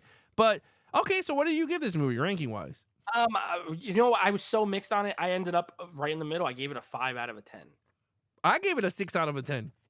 Okay, we're close. I don't think it's bad. This is probably like as far as 5 out of 10s go, on like the higher end. Like I think it's worth watching. Yeah. I just was mixed. I don't think it's as bad as people make it seem. Like when you say Jigsaw, a lot of people get very like, oh, this movie's like really horrible. And I'm like, really? Is it though? No, I don't think it's horrible. I don't think it's that bad. All right. So let's see. Robert gives this one a 6 out of 10. Okay. Tony says Jigsaw was good up until you found out that it was in the past. Oh, he didn't like the time reveal thing. I liked it. I thought it made it fun for some reason. I like when movies do that element. Yeah. But he also gave it a 5 out of 10. Okay. Jerry's here. What's up, Jerry? Hey, what's up, Jerry? He said Blu-ray box set is $15 on Amazon. That's a good price for this. Okay, cool. Is. Turner's here. Rich, what's up, Rich? What's up, Rich? And then they're all saying hi to each other, and that's it. Nobody else gave any scores. Well, you should ask Jerry which movies are on sale. Is it 1 through 10 or 1 through 9? Because I have 1 through 9, and then 10 I have on 4K. Well, I have Spiral on 4K and the other ones, but the box set I know I have 1 through 9. But anyway, yeah, Jerry, let me know in the comments below which one is it, 1 through 10 or 1 through 9. But anyway, yeah, Rich is mad that we're giving spoilers for a 10-year-old movie or however long old this. We don't care, Rich. These movies are old. We already said it. Oh yeah, these are old, bro. Spoiler rules are only for movies within the last 3 years, and once you get past that, yeah, it don't matter. All right, so here we go. Spoiler: Spiral, from the Book of Saw. Now this is another reboot in the franchise. Now this one is a criminal mastermind unleashes a twisted form of justice in Spiral, the terrifying new chapter from the Book of Saw. Now this stars big actors, Chris Rock, Samuel L. Jackson, and that is pretty much it. Max Minghella, who is from he was in Social Network. Okay. The guy, the younger cop, his partner. Okay. He's been in some stuff. So he's been in some stuff. So yeah, so you got 3 notable new guys, right? So, okay, Nate, I'm gonna be really honest with you with this. Yeah. So it's in the theater. Oh, and I was like, I hated this movie coming out, and I was like, it might need a watch. My wife liked it. She said it's okay, but it felt something was off about it, and I was like, I don't know. I came out. I was like, I didn't like this one. I was like, why are we rebooting again? Figure something out. But I want to hear your thoughts. What did you think of this one? Rewatch Okay, it. I also saw this at the theater. Guess what? We got in the director chair Darren Lynn Bousman from Saw 2, 3, and 4 back Okay. for Spiral. So you have a veteran as far as the director. Chris Rock was the one who pushed this movie because he had an idea for like a cop. This is basically a cop movie, and he's like, but he wanted to tie it to the Saw universe. My guess was name recognition. It's an established franchise. Let's attach it because it barely has anything to do with the Saw movies. But they find a way to include the John Kramer element. You know what? I didn't hate this movie when I saw it at the theater. I am a sucker for a good police procedural. That's what this movie is. This movie is cops trying to solve. It focuses on the cop and the cop characters trying to solve this serial killer. Basically, it's a serial killer type movie. I do think Chris Rock is miscast. I respect his efforts here, but I think he's miscast because all I want to do is laugh. He has one of the best lines in this movie when she tells him he's gonna get a new partner, and he says, "Do I look like a Jamaican nanny? Do I smell like jerk sauce?" And it makes me laugh every single time. Jerk sauce and baby wipes. That's what he said. Do I smell like jerk sauce and baby wipes? And it cracks me up every single time. He's not the best. If he had this idea, he should have let someone else play the role. Also, you made a point earlier, but I was saving it for this moment. I think instead of Samuel L. Jackson, Danny Glover should have been his dad. That's what my wife said. I was gonna say that. They should have tied it with Danny Glover. Yeah. Could have been his dad. He's still alive. It ain't like he's dead. He could play in this movie, and he could have dealt with Jigsaw in the past. You don't even have to change that much, really. They could make it as far as the other elements of like the crooked, corrupt cop stuff. You could just apply it. Like after that, he was traumatized and he started doing whatever. So anyway, I thought that would have been a cool tie. Other than that, I think the movie's okay. Honestly, I think the movie's okay. I don't really hate it. Some of the kills are pretty gross. The guy with the fingers is really gross. So I think the movie's okay. Last point, Alex, the thing I hate, the voice of, "Hey, detective, I want to play a game." This guy is no Jigsaw, let me tell you. Yeah. "Detective, I want to play a game. You're a really crooked cop. I don't like that." But some of the visuals are cool. I like the little pig puppet on the strings, the cop puppet. Like, there's some stuff I like. So I think the movie's okay. I'm interested to see if you still hate it or if you've changed your mind at all. Good evening, detective. That's it. That's how it is. Wanna play a game? Yes, good evening, detective. I want to play a game. Good evening, detective. Wanna play a game? For years, you guys been putting bad guys away for the wrong reasons.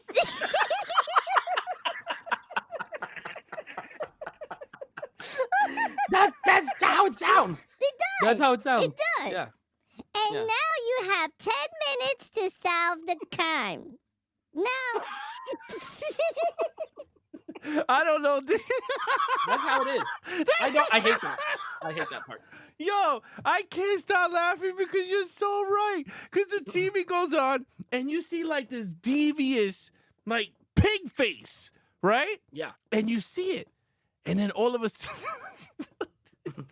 That voice comes out. It's that like, voice what? comes out. That's like doing, oh my God, if I do this, I already know I'm going to go to freaking, all right, I'm going to do it. I'm going to do it. I'm still going to do it. Imagine this puppet comes out, right? Now, I'm going to, let me stretch this out. Imagine, Nate, right? You're the cop, right? And you're like, oh man, you're flipping through, right? And all of a sudden, you're in a trap, right? You're like, wait, what the hell? What am I doing, right? And all of a sudden, you see a TV go. Good evening, Nathan. Wanna play a game? Yeah. And then it does this.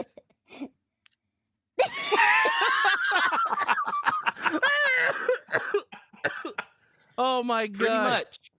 Pretty much. That's exactly what would happen. But anyway, No, all jokes aside, I still did not like this movie. I did not like it at all. I agree with you. I hated the wimpy voice on the TV. Yeah. I did not like that it was his partner because I was like, that guy, first of all, that guy can't lift nobody. So you're telling me this guy can lift a guy all the way up there? I was like, that's not even possible. I don't know. I just felt like a cop. I do like the story of it. Corrupt cop kills, the son sees it, he becomes the killer. Yeah. Cool. Like that storyline. I do not like Chris Rock as a leading man. It did not work for me in this movie. There was something about it that I was just like, this feels so off. It does not even feel like a Saw movie. And I think the fact is they did not want to pay Toby Bell money to bring his voice back. I think that's what it is. They did allude to him going, oh, the Jigsaw killer, and then John Kramer, is he back? And they're like, impossible, he's been dead for 10 years. So I was like, whatever, it is what it is. But for me, I don't know. I just felt like it's rehashing after, see, and Nate, this is the problem that I have, right? I just saw Jigsaw. Jigsaw is Spiral. It's the same thing. All they did was switch the surgeon with a cop. There is nothing new, nothing different in terms of storyline. And that's what irks me. Like, it's both the same type of movie. If you're going to tell me that one is a reboot, fine. You're telling me now this is a reboot because he goes, oh, now I speak for, what was it he said at the end when he locks the door? He says some stupid line. He says some dumb line. Where the other one says, I speak for the dead. This one goes, I speak for the injustice, or some stupid line like that. And I was just like, really? We're now, it's same carbon copy. At this point, they're similar in that they're just copycat movies. Yeah. Right? They're like people who are copying something. Although, at least in Jigsaw, the doctor knew John Kramer. Whereas Right. this kid just was inspired by what he did in the past. Right. And then the thing is, like, my wife was laughing, was the funny thing was, she goes, so the guy was an engineer too? Because I'm like, apparently everyone now is an engineer. Everyone could now come up with these things. Everyone now could doctor John Kramer's voice. Everyone could now do his voice. Everyone now knows how to freaking do these elaborate freaking killing schemes. Like, and they know how to make Billy the puppet. Like, and I totally understand it. And I know Jigsaw talked about it where the girl says you could get the blueprints from a website and all that stuff. And I'm just like, well, first of all, how did you get the blueprints when this guy doesn't even have blueprints? Like, he had a book, unless someone stole his book. But at the end of the day, I was just like, I just felt like it's just the same movie. And that's the reason why this movie failed in the box office. Because people were like, we just saw this in Jigsaw. Like, there's nothing new to the story. So, yeah, so I don't know. I just feel like this fell flat for me. It felt gritty like the Saw movies. It didn't look polished like Jigsaw. But I just felt like I just wasn't too crazy with it. Fair enough. I can see that. All right, so what do you give it score-wise? This one, I don't hate it. I gave it a 6 out of 10. Okay. I gave it a 1 out of 10. Whoa! Oh, wow. I gave it a fat 1 out of a 10. Okay. Fair enough. Oh, Robert gave this an 8 out of 10, and Tony Movie Chappie gave this an 8 out of 10 as well. Oh, okay. Oh, I hit the button. I put Saw X. It's not Saw X, people. That was Spiral. Now it is. Okay, now we're going to Saw X. Now, this one came out in 2023. Yep. Everyone saw the trailer. Everyone got hyped from the trailer, and I'm not going to lie. I think this is one of the best trailers, I think, in the franchise, was this. And it was a sick and desperate John travels to Mexico for a risky and experimental medicine procedure in hopes of a miracle cure for his cancer, only to discover that the entire operation was a scam, a fraud, it was like the most vulnerable. Now, I remember seeing this trailer, and I was like, whoa. I was like, what is this? It looked like a medical drama type thing, right? And then all of a sudden, you saw John Kramer come up, and you saw what happened to him. And they used scenes in this movie that were not in the movie, where the doctor was just like, what procedure did he do? They didn't do nothing. And I was like, all of that. And I remember I got hyped. I was like, my tickets are going to be sold right now because he's going to be pissed off John Kramer. What did you think of this movie? Now, this is more serious tone, dramatic horror. Yeah, this one's... Okay, let me just start by saying this one caught me off guard because I liked the franchise. I like this franchise overall. to me, I know I've given some 6 out of 10s, whatever. Like to me, that means watch it. If it's 6 or more, it's worth seeing at least. Maybe lower end, but so I like this franchise. So I was surprised by this movie when I saw it. Kevin Grutert is back as the director. So he directed 6, 7, and this. Talk about a mixed bag. But man, I think this one is really good. I love the storyline in this movie. Of them, the whole thing with the doctors and the experimental surgery, and it's all a swindle, and they're taking his money and all that stuff. You feel justified for him going after them. You know what I mean? This is also the first one to make John Kramer the main character. If you think about it, he's never been the main character of any of the Saw movies. In the first one, he's laying on the floor the whole time. He's not even doing anything. In the second movie, he's part of the story, but he's not the main. The main guy that's getting tested is Matthews and whatever. And then in the third movie, he's laying and getting surgery on, and like he's crucial, but he's not. This is about him.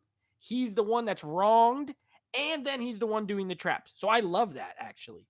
My problem with this movie, and it's unfixable, there's no way they could do anything about it, is he looks 20 years older than he did when he was in. This takes place before Saw 2. Or, I'm sorry, before Saw 2. This is supposed to take place between 1 and 2, or 2 and 3, something like that.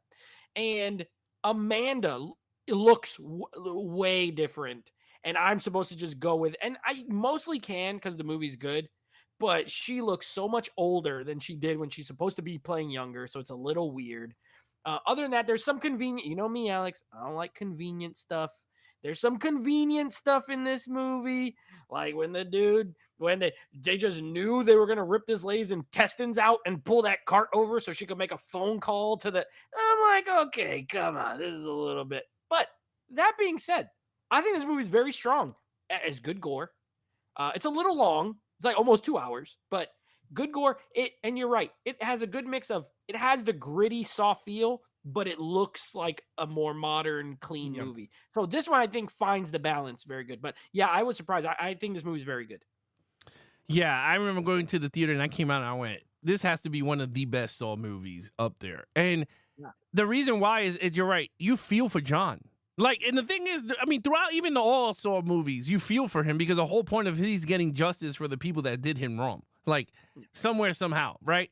But he's not killing them. It's just teaching them a lesson in some way, right? But this one, I mean, this one takes the cake. This one, you really feel, you're like, you know what, man? Torture all of them. Like, I don't care what you do.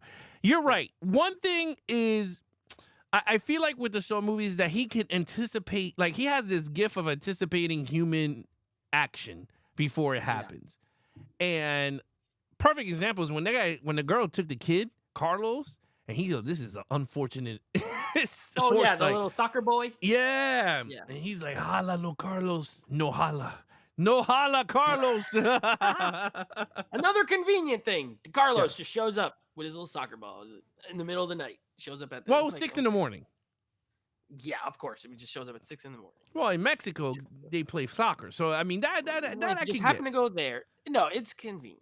I get it. It worked. It worked within the story, but I'm just saying, like, stuff like that. Here he is. No, but yeah. Now they can have torture him. Yeah, but I mean, I liked it. I thought all around the girl made fun of him, going, "Ooh, I got the great John Kramer," and then at the end he laughed. He was like, "I just got your dumb ass back." I loved it. I thought they was pretty good. Does she come out like so? She lived because the gas ends, and I'm like, does the gas go back on again? Did she live? Look, they left her there. Her head is in that little thing. Her skin is all gross now. How's she gonna get out? I don't know. The doors are locked. I mean, she didn't die at the end of this movie, but they do not show her escape. We'll see in Saw 11, I guess if she lives or not. But it doesn't look great for her.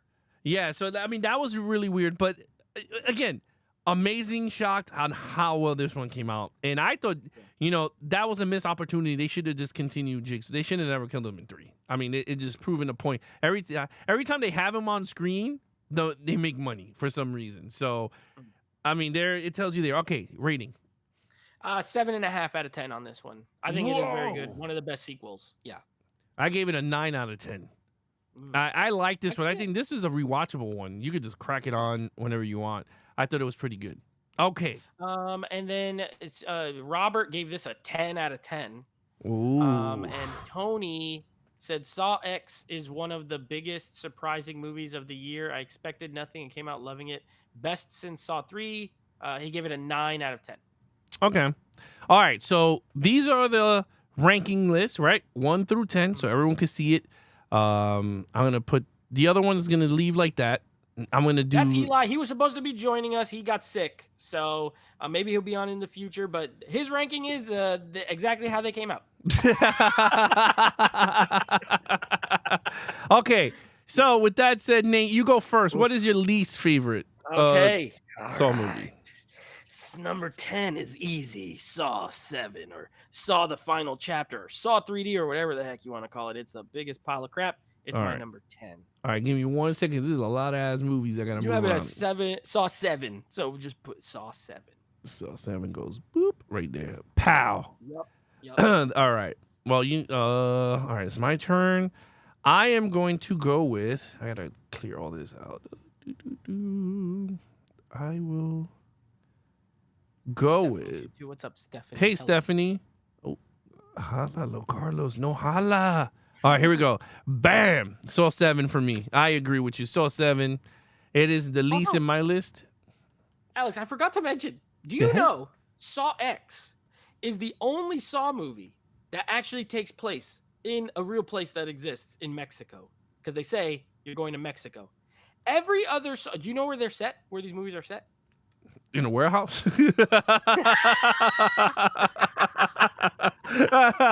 In a meat factory? Like where? They are all set in, no one knows.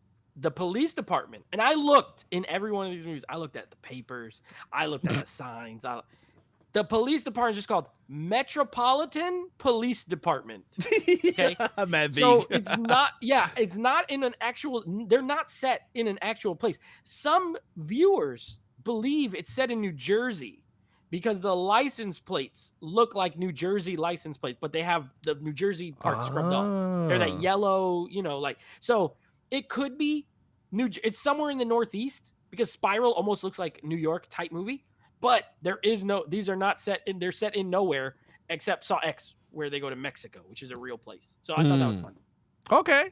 All right. Yep. All right. Number 9. They're all set in Metropolitan. My number 9 is going to be Saw 5. I don't like Saw 5. I think it kind of sucks. And it's not that. Even though I went on a date to see it, it's still not that good.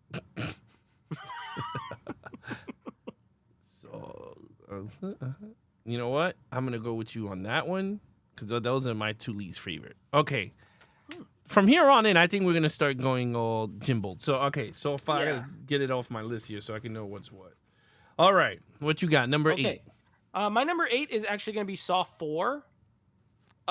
Even though I have it low, I mean, it's better than 5 and 7, but I don't really like it that much. So these are the 3 Saw movies I can legitimately say, like, I do not like any of them. I don't really ever want to watch them. I'm not a fan of them, so that's gonna be my number 8. I'm going by my rankings because that's the only way. That's how I do it. Yeah, I'm gonna have to go with my rankings on this one. Okay, so if I'm going with my rankings, so far we are neck and neck. Saw 4. We are neck and neck in this one so far. I'll be honest. I'm surprised you haven't had Spiral yet. You gave it a 1 out of 10. I thought for sure. Oh my God, you're so right. Spiral would have been. Oh, Spiral should be number 10. Hold on, let 10. Me fix this. Hold on. Let me fix this one right here. I'm like, dang, the thing's climbing the charts. You about to put it at number 1. Oh my God, there's so many freaking movies, dude. Oh my God, yeah. Let me just fix that quick. Oh my God, there is no way I'm gonna have that shit number 3. You'll forget it existed, and by the time you get to number 1, you have to say Spiral. Yeah, I'm like, what the F? Oh no, not this one. You didn't give it a 1 out of 10. You just said it's number 1 out of 10. Spiral. Robert says it's set in ghetto LA, downtown California. No, I don't think so. It's north. Okay. It feels very northeastern with the subway system and it looks very New York. All right, there you go. Now you pick your number 7. So my number, wait, what is it? 4 Your is my number is 7. Spyro. Okay, software set. Okay, my number 7 is actually going to be Jigsaw. Here, Yeah. so I give that one a 5 out of 10. It fits right here. I think it's okay. It's watchable. But yeah, for me, it ranks as number 7. Okay, so then mine would be Saw 4. Now you go again for Saw number 6. All right, so my number 6 is actually going to be Spiral. Middle of the pack for me. I don't think it's that bad. I thought it was pretty entertaining. I do think Chris Rock is miscast, but other than that, I think the movie's a decent cop thriller. So yeah, I kind of like that one. Okay, so now this gets interesting. My number 6 is going to be Saw 6. I like this one a lot. I thought this one was actually pretty good. I enjoyed it for what it was. I thought it was fun, and I don't think it should have been that low in the box office. It made $68 million. It should have been higher, but people talked. So yeah, I give it Saw 6 as my number 6. Okay. I will say here, my top 5, I like all these movies. Okay. Like legit. Like I like them all. I will watch any of them anytime. My number 5 is going to be Saw 6. Again, a movie that by this point, I agree with you. Like it made a low box office, less than 7, and it's way better. But I think it's very good as far as that middle section that the Dunstan and Melton guy wrote. I think it's their best one. Okay, my number 5. Let me hit my list here. My number 5 is going to be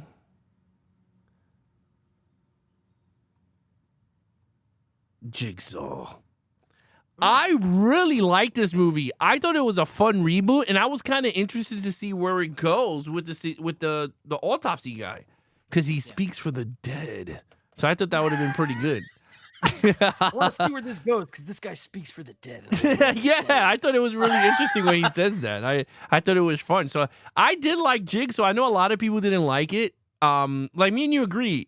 It was very polished, very Netflixy, but I thought it was a fun out of the timeline-ish, or whatever you want to call it. I thought it worked. So all right. You're number 4. Evan says if you would have put Spiral at number 1, that would have been the opposite Rich move. Yeah, Rich would do something like that. Put Spiral the one that everyone hates, put it number 1. Okay, this one was tough, but my number 4, even though it has a special place in my heart, is going to be Saw 2. I just don't think it's as good as the other 3 ahead of it, but I like it a lot because it's the first one I saw at the theater, and I just have a good nostalgia for it. But yeah, I would put that one at number 4. All right, so my number 4. Wow, very interesting. Very interesting. My number 4 is Saw 2. I mean, I thought it was a very good movie. It had a solid message. Be patient. Another movie about patience. Be patient. Listen to somebody say what they say, and he didn't listen to it. He just kept beating up a cancer man. Kept throwing stuff all over the place, throwing papers everywhere. I love when he was ripping papers. He was like, and then John Kramer said, "Well, you're just ripping evidence." Remember? Like, I don't care. I don't need this evidence. That's what he says. Yeah. He was like, "Okay, you destroyed evidence. I don't need this stupid evidence." All right. Number 3. Number 3 for me is Saw X. The surprise sequel of all time. The 10th movie that actually happens to be one of the 3 best in the franchise. Wow. Okay. This is super duper hard, dude. Super hard. I'm looking at my final 3, and they're all 9s. So now. Okay, so then it could go any way. It goes any way now. Now it goes into we're in the realm of I don't know. You know what? I'm gonna do it. I'm gonna fucking do it. Oh man, I'm gonna get some shit for this. Saw 1. Hey, I respect it. I like Saw 1 a lot. Don't get me wrong. I think it's a fantastic movie. I thought it's an amazing movie. I think these other 2 are way better than this one. And I know people are gonna complain. But I could see myself watching these other 2 movies more than this one. That's fair. That is fair. All right. Okay, I gave these two movies the same score as well. So it just comes down to which do I like. So I'll tell you my train of thought here is which do I like better and which do I think deserves the number one spot. You know what I mean? Because Yeah. one of them is way more groundbreaking than the other one. Of course. It really is. However, I like both almost the same. I'm gonna put Saw 1 at number 2. Whoa. Okay. I think it's great, but I just think the other one has a little more. A little more Okay. juice. A little more zhuzh. Oh man, my number 2. Oof. All right. You know what? Oh my god. I'm gonna go with, for me, my number 2. And once I say it, I think me and you're gonna be, I think me and you're gonna be in the same boat. I'm gonna go Saw 10 as my number 2. I think Saw 2 to me rejuvenized the franchise, where people now want to see more of Jiggy on screen. Whether it's more it's gonna be more flashbacks on earlier stuff that happened in the timeline with him. Maybe the next movie has to deal with how he's grooming Hoffman. Maybe more. Yeah, because he does come in the mid-credit scene. Yeah, You get a Hoffman. shot of him. Yeah, so maybe he grooms him in that one. But I think that I love this one. My man talked Spanish throughout. He was like, "Hala, Carlos, hala." I loved it. I thought it was so good. Anyway, Saw 10 is my number 2. Saw 1 is your number. Okay, so for those of you out there, these are our rankings, okay? I went with Spiral, Saw 7, Saw 5, Saw 4, Saw 6, then Jigsaw, Saw 2, then Saw 10. Nate went with Saw 7, Saw 5, Saw 4, Jigsaw, Spiral, Saw 6, Saw 2, Saw X, Saw. And I gotta say, number 1 then. we're gonna have it looks like Saw 3. Saw 3 is both of our is no big reveal. Your number 1 and number 2 are the two longest movies in the franchise. They're both over an hour 50. Oh, most of these movies are 90 minutes. Like almost all of them. 8 out of 10 are 90 minutes. Yeah. This one's 3 and X are longer, but 3 really, to me, 3 earns that runtime. Like they really made it into a big story with a lot of twists, with a lot of turns, with a lot of meat, while still having the torture devices and the bones ripping and I think it is the overall best balance of all of that. So yeah, I do think it is my favorite of the Saw movies, if not the best. I mean, you said it the best. I think this one, with all the plot twists and turns, and your mouth just drops at the end when he was like, "You just killed his wife," and you already knew the chain of events was gonna happen from there, because he walked in with one bullet, shot her in the neck. Next thing you know, she's laying there with a damn thing ready, and she's like, "No, don't do it." And he just was like, "Oh, he's the guy who killed William Wallace." He was like, "I'm gonna kill you too." And he just slit the throat of freaking this dude. So like for me, I thought you're right. This is a perfect balance of all of them. Okay, the guy killed William Wallace. He killed Jigsaw. I mean, this guy is legendary in killing people that are legends. That's right. That is the guy. Yeah, that's the guy from Braveheart. Yeah. Yeah, that's right. He killed William Wallace, that bastard. Yeah, that piece of crap. I knew I hated him. I couldn't remember why, but I knew I hated him. Yeah. All right, let's go really quick to the chat because we have some rankings. What we got? Evan says my ranking is Saw is the only one on the list, and he gave Saw 4 out of 10. All right, Evan, get out of here. No, don't get out of here. Stay and watch, but get out of here with your ranking. He doesn't like these movies, he says. Yeah.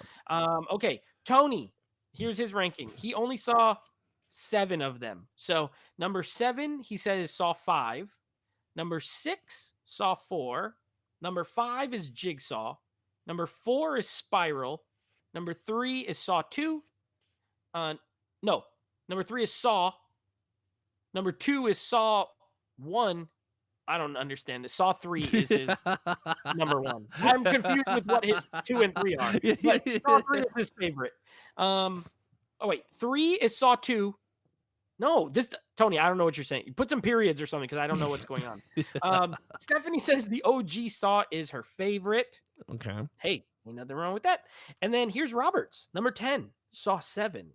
Number 9, Saw 6. Number 8, Saw 4.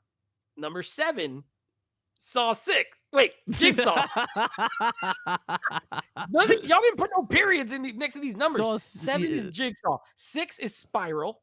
5. 5 is Saw 5. Mm-hmm. 4 is Saw 3. 3 is Saw 2. 2 is Saw X. And 1 is Saw. Bro, these are hard to read. Yeah, Maybe y'all that could. I mean, I know they're probably typing on the phone, so it's okay. I tried to read as best I could. And Jay said he's only seen Saw 1 and gives it an 8 out of 10.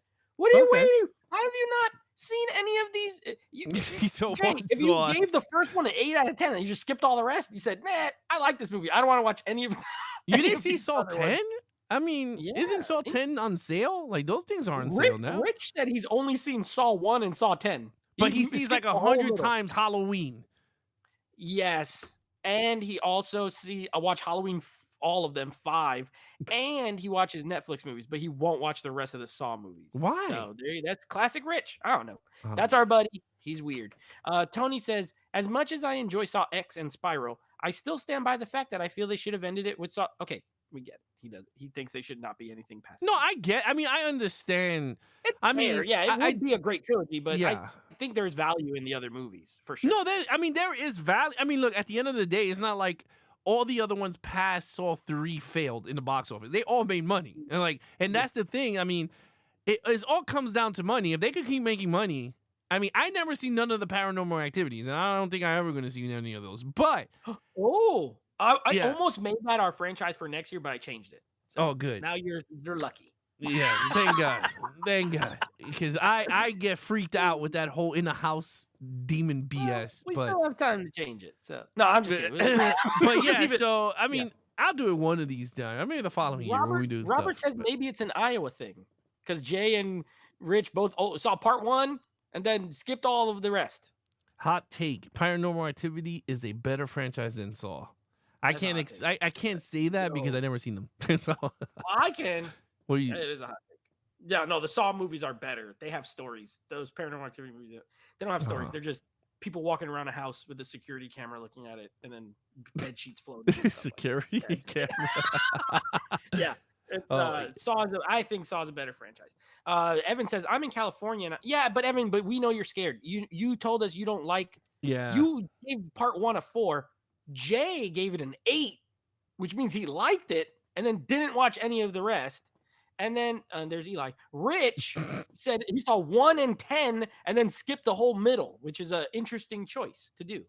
Yeah, I mean, look, at the end of the day, whatever your choice is as number 1 or number 10 or number 5, it is all up to you. This is just our thing. We rewatched all 10 of them, and we both. It's kind of funny because it's hard when me and Nate decide which is our number 1s. And this one, we both agreed that Saw 3 is the best one in the entire franchise. Now, don't get me wrong, I still enjoy Saw 1. And actually, Nate, I want to ask you this question before we reveal our new franchise coming up in 2 weeks. Is this a franchise and I know you don't watch movies every year. I know you're one of those. But is this a franchise would you continue watching 1 through 10? I will say this. Even the ones I don't like. Yeah. They're so short that I'm okay doing a watch through. I did this watch through in 2 days. Like, no problem. Like, it was easy. So I will say, even the bad ones, they go by so quick that when I do watch Saw, I don't think I would skip any of them. I would watch them all because they're easy, they're digestible. Like they're not hard to get. If these were all 2 hours long, no, there's some I would skip. But because they're easy to watch, yeah, I would. In 5 years, if I'm like, I want to watch a Saw movies, I would watch them all. Yeah, it's funny. I could see myself watching this every Halloween, like if I want to. Like I finished this in 2 or 3 days. I had a mini vacation with the kids on an autism event, and I literally put on Saw 2, 3, 4, 5, 6, and watched them within 3 days. I watched almost the entire franchise. Yeah, so I enjoyed them a lot, and and I want to say this because this is the first time me saying this on camera. I'm beginning to like the Saw franchise a lot on this rewatch. I kind of enjoyed it. And I think if a 4K comes out of all of these, I think I would be the first one to buy them all. Because I do enjoy all of them now. I'm beginning to... Lionsgate, you gotta get on it. These are all Yeah. Lionsgate. You know, I will say, Alex, I like this franchise, and I always describe them to people because there's people who are like, oh, I don't like that torture. Okay, I get that. However, to me, these feel like police TV shows where each episode's an hour and a half instead of an hour, right? This is like CSI. Or like, because it's always a cop, they're trying to catch the other bad guy, and there's people that are in danger. Like, this is not a horror, this is not a scary, none of these movies are scary, in my opinion, not one. There's maybe, out of 10 movies, there's like 2 jump scares in the whole thing. So they're not scary at all. They are thrillers with gore. Yeah. I would describe them more as thrillers with gore. No, I agree. And, you know, it's funny. One thing I told my wife, I said, you know, I would be surprised or shocked if a streaming service contacts Lionsgate or Twisted Pictures and say, hey, can we make this into an actual 10-episode show? And bring back Toby Bell as Jigsaw, and then figure out a way that is a cop robber type of, like, not cop and robber, but like how you said, like a CSI type show, but with Toby Bell reprised, and it's just his, you know, maybe an earlier work before Saw 1. And it's you know what show they could do something remember when they made Hannibal into a show? Oh, yeah. They could do something like that with the Saw franchise. With Saw. For sure. Definitely. Sure. And now that one, you can have Danny Glover's son. That's a good storyline for a TV show, a 10-episode. And he saw even his if father. Bell, if they're like, you know what, he's dead and old, even if they used Hoffman, even if, you know what I mean, just as far as there's a copycat thing, because it's a TV show. Well, Hoffman never died. Well, exactly. No, he never died. They just took him. So they put him in the locking in the thing. But you could say he escaped. Came and got him, or someone could have came. They could have went. The SWAT team could have showed up and took him out. So it works. I think this would work as a show because the movies feel like a show to me in that regard. Yeah. All right. Well, with that said, we have a new franchise. I'm sorry, Alex. Let me just read the chats, and then we're going to go because I'm excited. Tony says, Paranormal Activity is my second favorite horror franchise besides Friday the 13th. That's cool. Evan says, I won't see Paranormal Activity. Nate is correct. I am scared. That's fine, Evan. Don't watch it. It's scary. Tony says, would you consider Charlie and the Chocolate Factory to be Jigsaw for kids? No. Jay says, say what? And then Tony says, Jay, I'm just saying, with all those traps, that's Willy Wonka that he set up for the little brat kids. That's true. Like that is kind of true. If you really think about it, he is kind of right. Because Willy Wonka knew all those kids' motives before he even met them. He knew Augustus. Yeah, he knew Augustus was going to eat the chocolate, and he falls into the river. He knew Violet was going to eat the gum, and he showed her what? The blueberry gum. And then he was like, well, it never passes the desserts and becomes a blueberry, right? Fizzy lifting drinks was Charlie, but then Charlie gave away the Neverlasting Gun Stopper. He didn't know about that. But he kind of knew all their motive. You know, I could say in a way they're kind of morality. They're kind of like morality situations. In that regard, I would say yes. But he doesn't kill those kids. They just he tried to kill them. And then Evan says, I'm not a gore fan, but I do enjoy a slasher once in a while, but not something I gravitate to. But if someone said it's a great movie, I would check it out. In that regard, Evan, I would say you're fine skipping these. I think Seesaw 3. I think 3 of them are great, but I don't think the whole franchise is great. No, I'll say if you want to see another Saw movie, see Saw 3. You don't need to see Saw 2. Well, actually you do because it ties up, but you can watch 1, X, 2, and 3 and stop. Because X takes place between 1 and 2. Oh, that's right. X, 1, and 3. Yeah, watch those. Yep. And that's it. Because 3 ends the whole thing. So, yeah, that's true. You could do it that way. Okay, ladies and gentlemen. We have come to the show where we're going to reveal our next... Oh, I'm excited. ...franchise. I'm excited. And this is going to be annoying. You thought Saw was this long.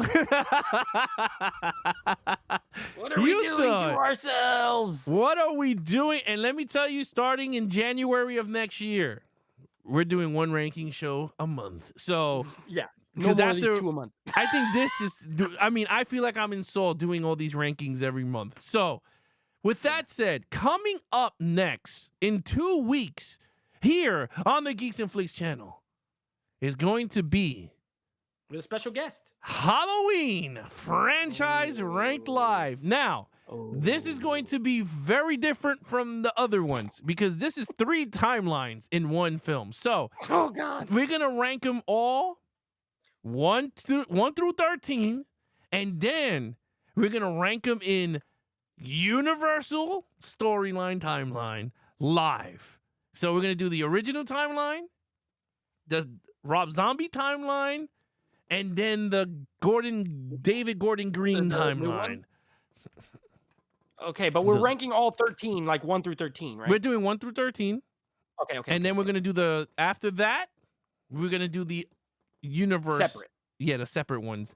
Okay, well, I have a rankings. question then already. Yeah. Because Saw 1, Saw, look at me. I can't even. By the Yeah. way, I just want to shout out Cal. Cal's here. Cal L. There was Daily. a cow. Welcome back, sir. Hope you're doing well. He said his ranking would be Saw 2, then 3, then 1. Okay. So that's his little one right there. Look, now there's all these people. Now all of a sudden the chat's blowing up. Evan says he has seen the Halloween movies. Robert says this is epic. He's in. He'll be here. Jamel, what's up, Jamel? Hey, what's the I Jamal? like the Saw series, and it keeps you on your toes from start to finish. But if they Yeah. continue to make films based on different points of view, just tell us what we already know is a waste of time. Binbuster says all that matters is Halloween 3. Interesting take. Cal says salute. Thank you. Good. Yes, glad you're back. Okay, Alex, my question is What's the because question? Halloween 1 exists then in 2 separate timelines. So am I ranking it in both?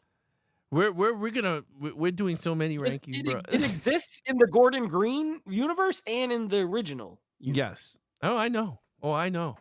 Oh, freak. Okay, well, anyway, we have a special guest for this, guys. We're gonna have our boy, Ralph from Horror and Coffee. He's coming on and he's gonna tell us how much he loves Halloween 2. I can't wait to hear him. Look, this is the timeline we're doing. Okay, ladies and gentlemen, we're gonna rank them all in 1 through 13. Okay. Easy then we're gonna do the reboot timeline, which is the Halloween of the Rob Zombie. That's off course. That's the reboot timeline. Okay. Easy. Yep. We're gonna do the the H40 timeline, which is Halloween 1, 1978, 2018, 21, and 22. Okay. That makes sense. Yep. Then we're gonna rank them from sequel timeline: 1978, 81, 88, 89, and 95. Okay. And then we're going to do them in H2O timeline, where 78, 81, 98, and 2002.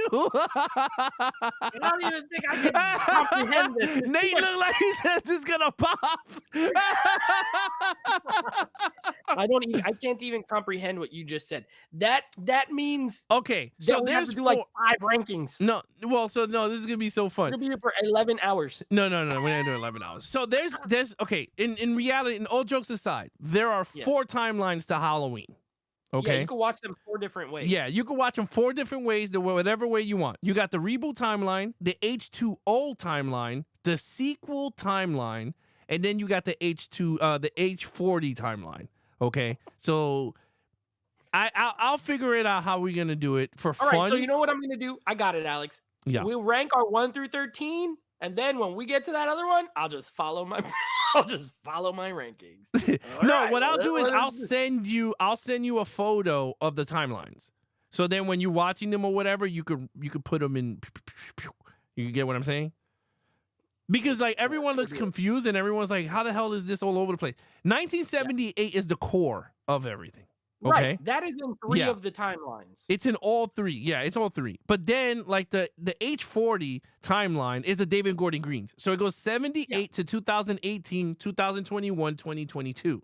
Okay. Correct. The sequel timeline is 1978, 1981 into 1988, 89, and 95. So it stops at the Curse of Michael. So it doesn't include Halloween 3, basically. It doesn't include H2O and Resurrection. And Those Halloween are 3.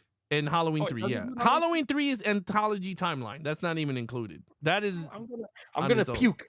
You're gonna pass out on I'm gonna this. pass out live Yeah. on air. And then H2O timeline is 1978, 1998, and 2022. I mean 2002. That's it. There's only 3 movies in that timeline. Resurrection. That means resurrection, is it?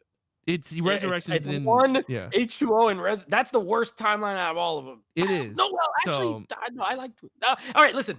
All I'm gonna say is this: I was excited to watch the Saw movies. I will say, while Halloween is arguably my favorite horror movie of all time, this ranking is gonna be the watch through is gonna be something. I'm gonna try to watch one per day because we have 2 weeks. Yeah. There's 13 movies. I'll just throw on one per day because if I watch too many, I will want to kill myself. I'll say I'm a Michael Myers myself. I do agree with you on that. I will put the Halloween timelines on our Geeks and we have a Geeks and Flix Instagram.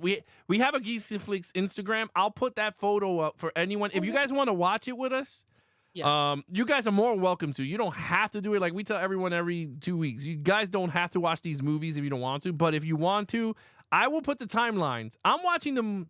Oh wait, I think I know what you're saying. Are you saying we're ranking 1 through 13 and then we're ranking the timelines? Like which is the best timeline? Yeah. Oh, that's easy. Okay, I got it. I was just saying put which one goes in front. Like, hell no. I'm not doing 17 rankings It here. was just kind of funny because you were Okay. No. I was just giving you the dates of which one, and then you which put is the best version, which is the best timeline to watch if you want to watch. If you want to enjoy it. Yeah, I got it. I'm not stupid. I swear. It's late, and I worked all day. I totally get it. No. I'm not saying. I'm I'm not saying going through all that shit. No. Make sure Ralph knows what we're doing. Huh? Make sure Ralph knows. He come on here and he'll be more confused than me. Yeah. No. It's no. It's we're doing 1 through 13 and then the best timeline. Okay, got it. I got it. That's it. So I will put the Halloween timeline up on the Geeks and Flix Instagram page. You guys can watch them in whatever order you want, but it has to be all 13 because that's what we are doing. We're doing all of them. 13, baby. Don't quit. Don't skimp out. Even if you hate it, pop that baby in. I watched Saw 7 and I hate it and I watched it. So just, you know what? Suck it up. Bring your rankings. You guys know in the chat, I will read them. So rank along with us. Give us your scores as we go. It'll probably be a 2-hour show. Let's just call it what it is. It'll probably be a 2-hour show. But that's okay. We're going to get through it. It's going to be fun. Kyle Daly said, nah, Alex laid that out like a soul trap. He said, bro, I was confused on what he was saying also. Everybody was like puzzled. Good evening, Nate. You gotta watch all Halloween movies from 1978 to He did it in Spiral. I did it in Spiral. Adriana's here. Oh, hi, Adriana. That's hi, Adriana. She's scared of scary movies. She doesn't. She don't watched watch Smile. She watched Smile. She was very scared. Oh, I've never seen that one. Is it good? Smile. Yeah, I want to take her to see part 2, but she said she's scared. So I don't think I'm gonna take her. No, I'm not gonna traumatize her. I love her. But anyway, yeah. So I got it. You guys make sure you watch all the movies and score along with us and rank along with us because that's most of the fun too. If you're watching it with us, and once I put this up, you guys could take a photo and tag Geeks and Flix on the photo of wherever you up to on the Halloween. I'm going to do that too. When I start, I'm going to take a photo of the 4K. This actually gives me a good time to watch the 4Ks because I have not seen none of the 4Ks that I purchased. I got rid of some of them. I don't have them all anymore. Yeah, because there's a lot of these movies I don't like. So this one's going to be interesting. I've never seen them in the 4K format. So this is going to be really interesting watching it to see what the conversion look like. So I'm going to put up the photos or whatever. Yeah, if you guys want to do it too, just tag Geeks and Flix on Instagram on whatever Halloweens you're up to. But yeah, I'll put the timeline up on our Instagram page, Geeks and the letter N Flix. And that ties to our TikTok. We are on TikTok as Geeks letter N Flix. If you guys want to check out there. Nate does a lot of his reviews and stuff like that on that page too. Top 5s. We do a lot of top 5s. We do shorts. Yeah. Short reviews and top 5s. So check us out on TikTok. Alex, I'm excited for Halloween. Even though I know and I've seen them all, I am excited for it, but I hate some of them. I think our rankings are not going to be similar on this franchise. I'm going to be honest. They're not going to be the same. I'm gonna be really honest. This month has been taking a toll on me watching movies. On your And it's spirit. and my spirit is kind of low, like because like I mean think about it, right? We saw 10 Saw movies, Yep. plus we saw 13 2 movies. Action Movie Guys podcast movies. We have 5 podcasts this month. so We got that's 5 10. yeah, that's 10 movies, Then 10 Saw plus an movies, that's additional 20. 13 for Halloween.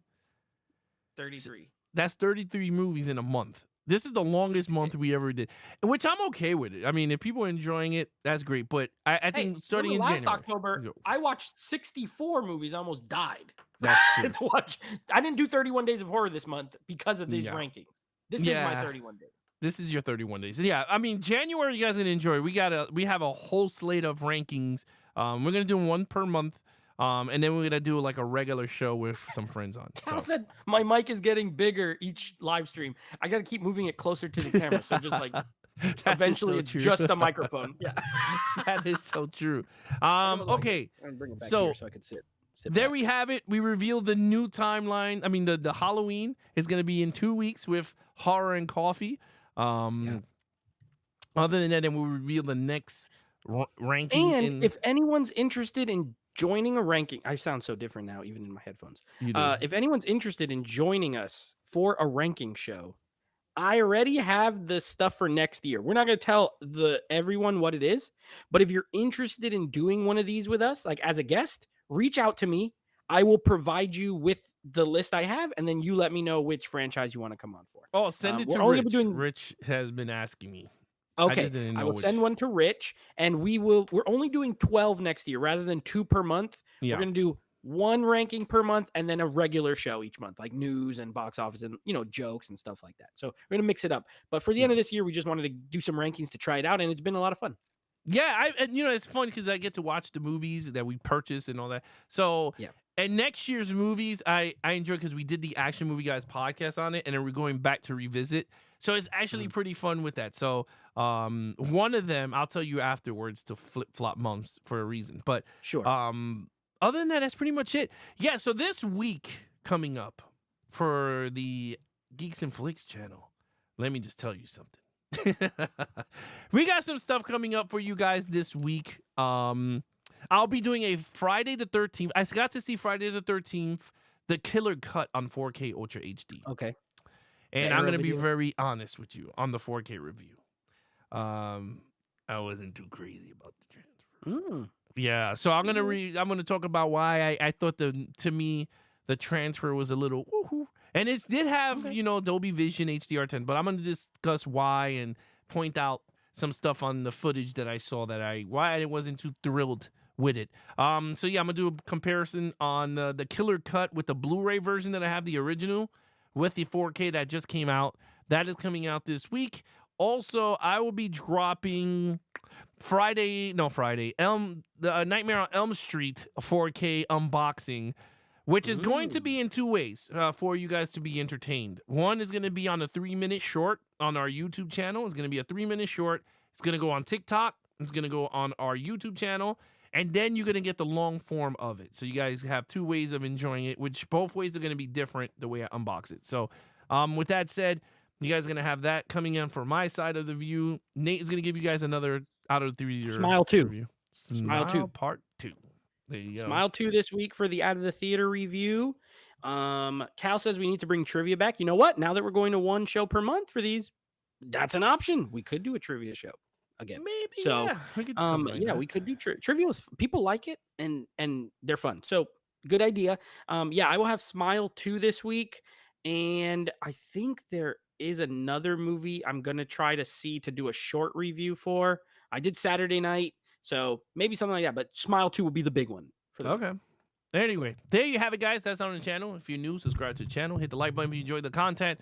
Other than that, we'll see you guys in 2 weeks from now. Other than that, oh, yeah, like I said, we're new on Instagram, Geeks, letter N, Flix. Okay, subscribe, follow, like all the posts there.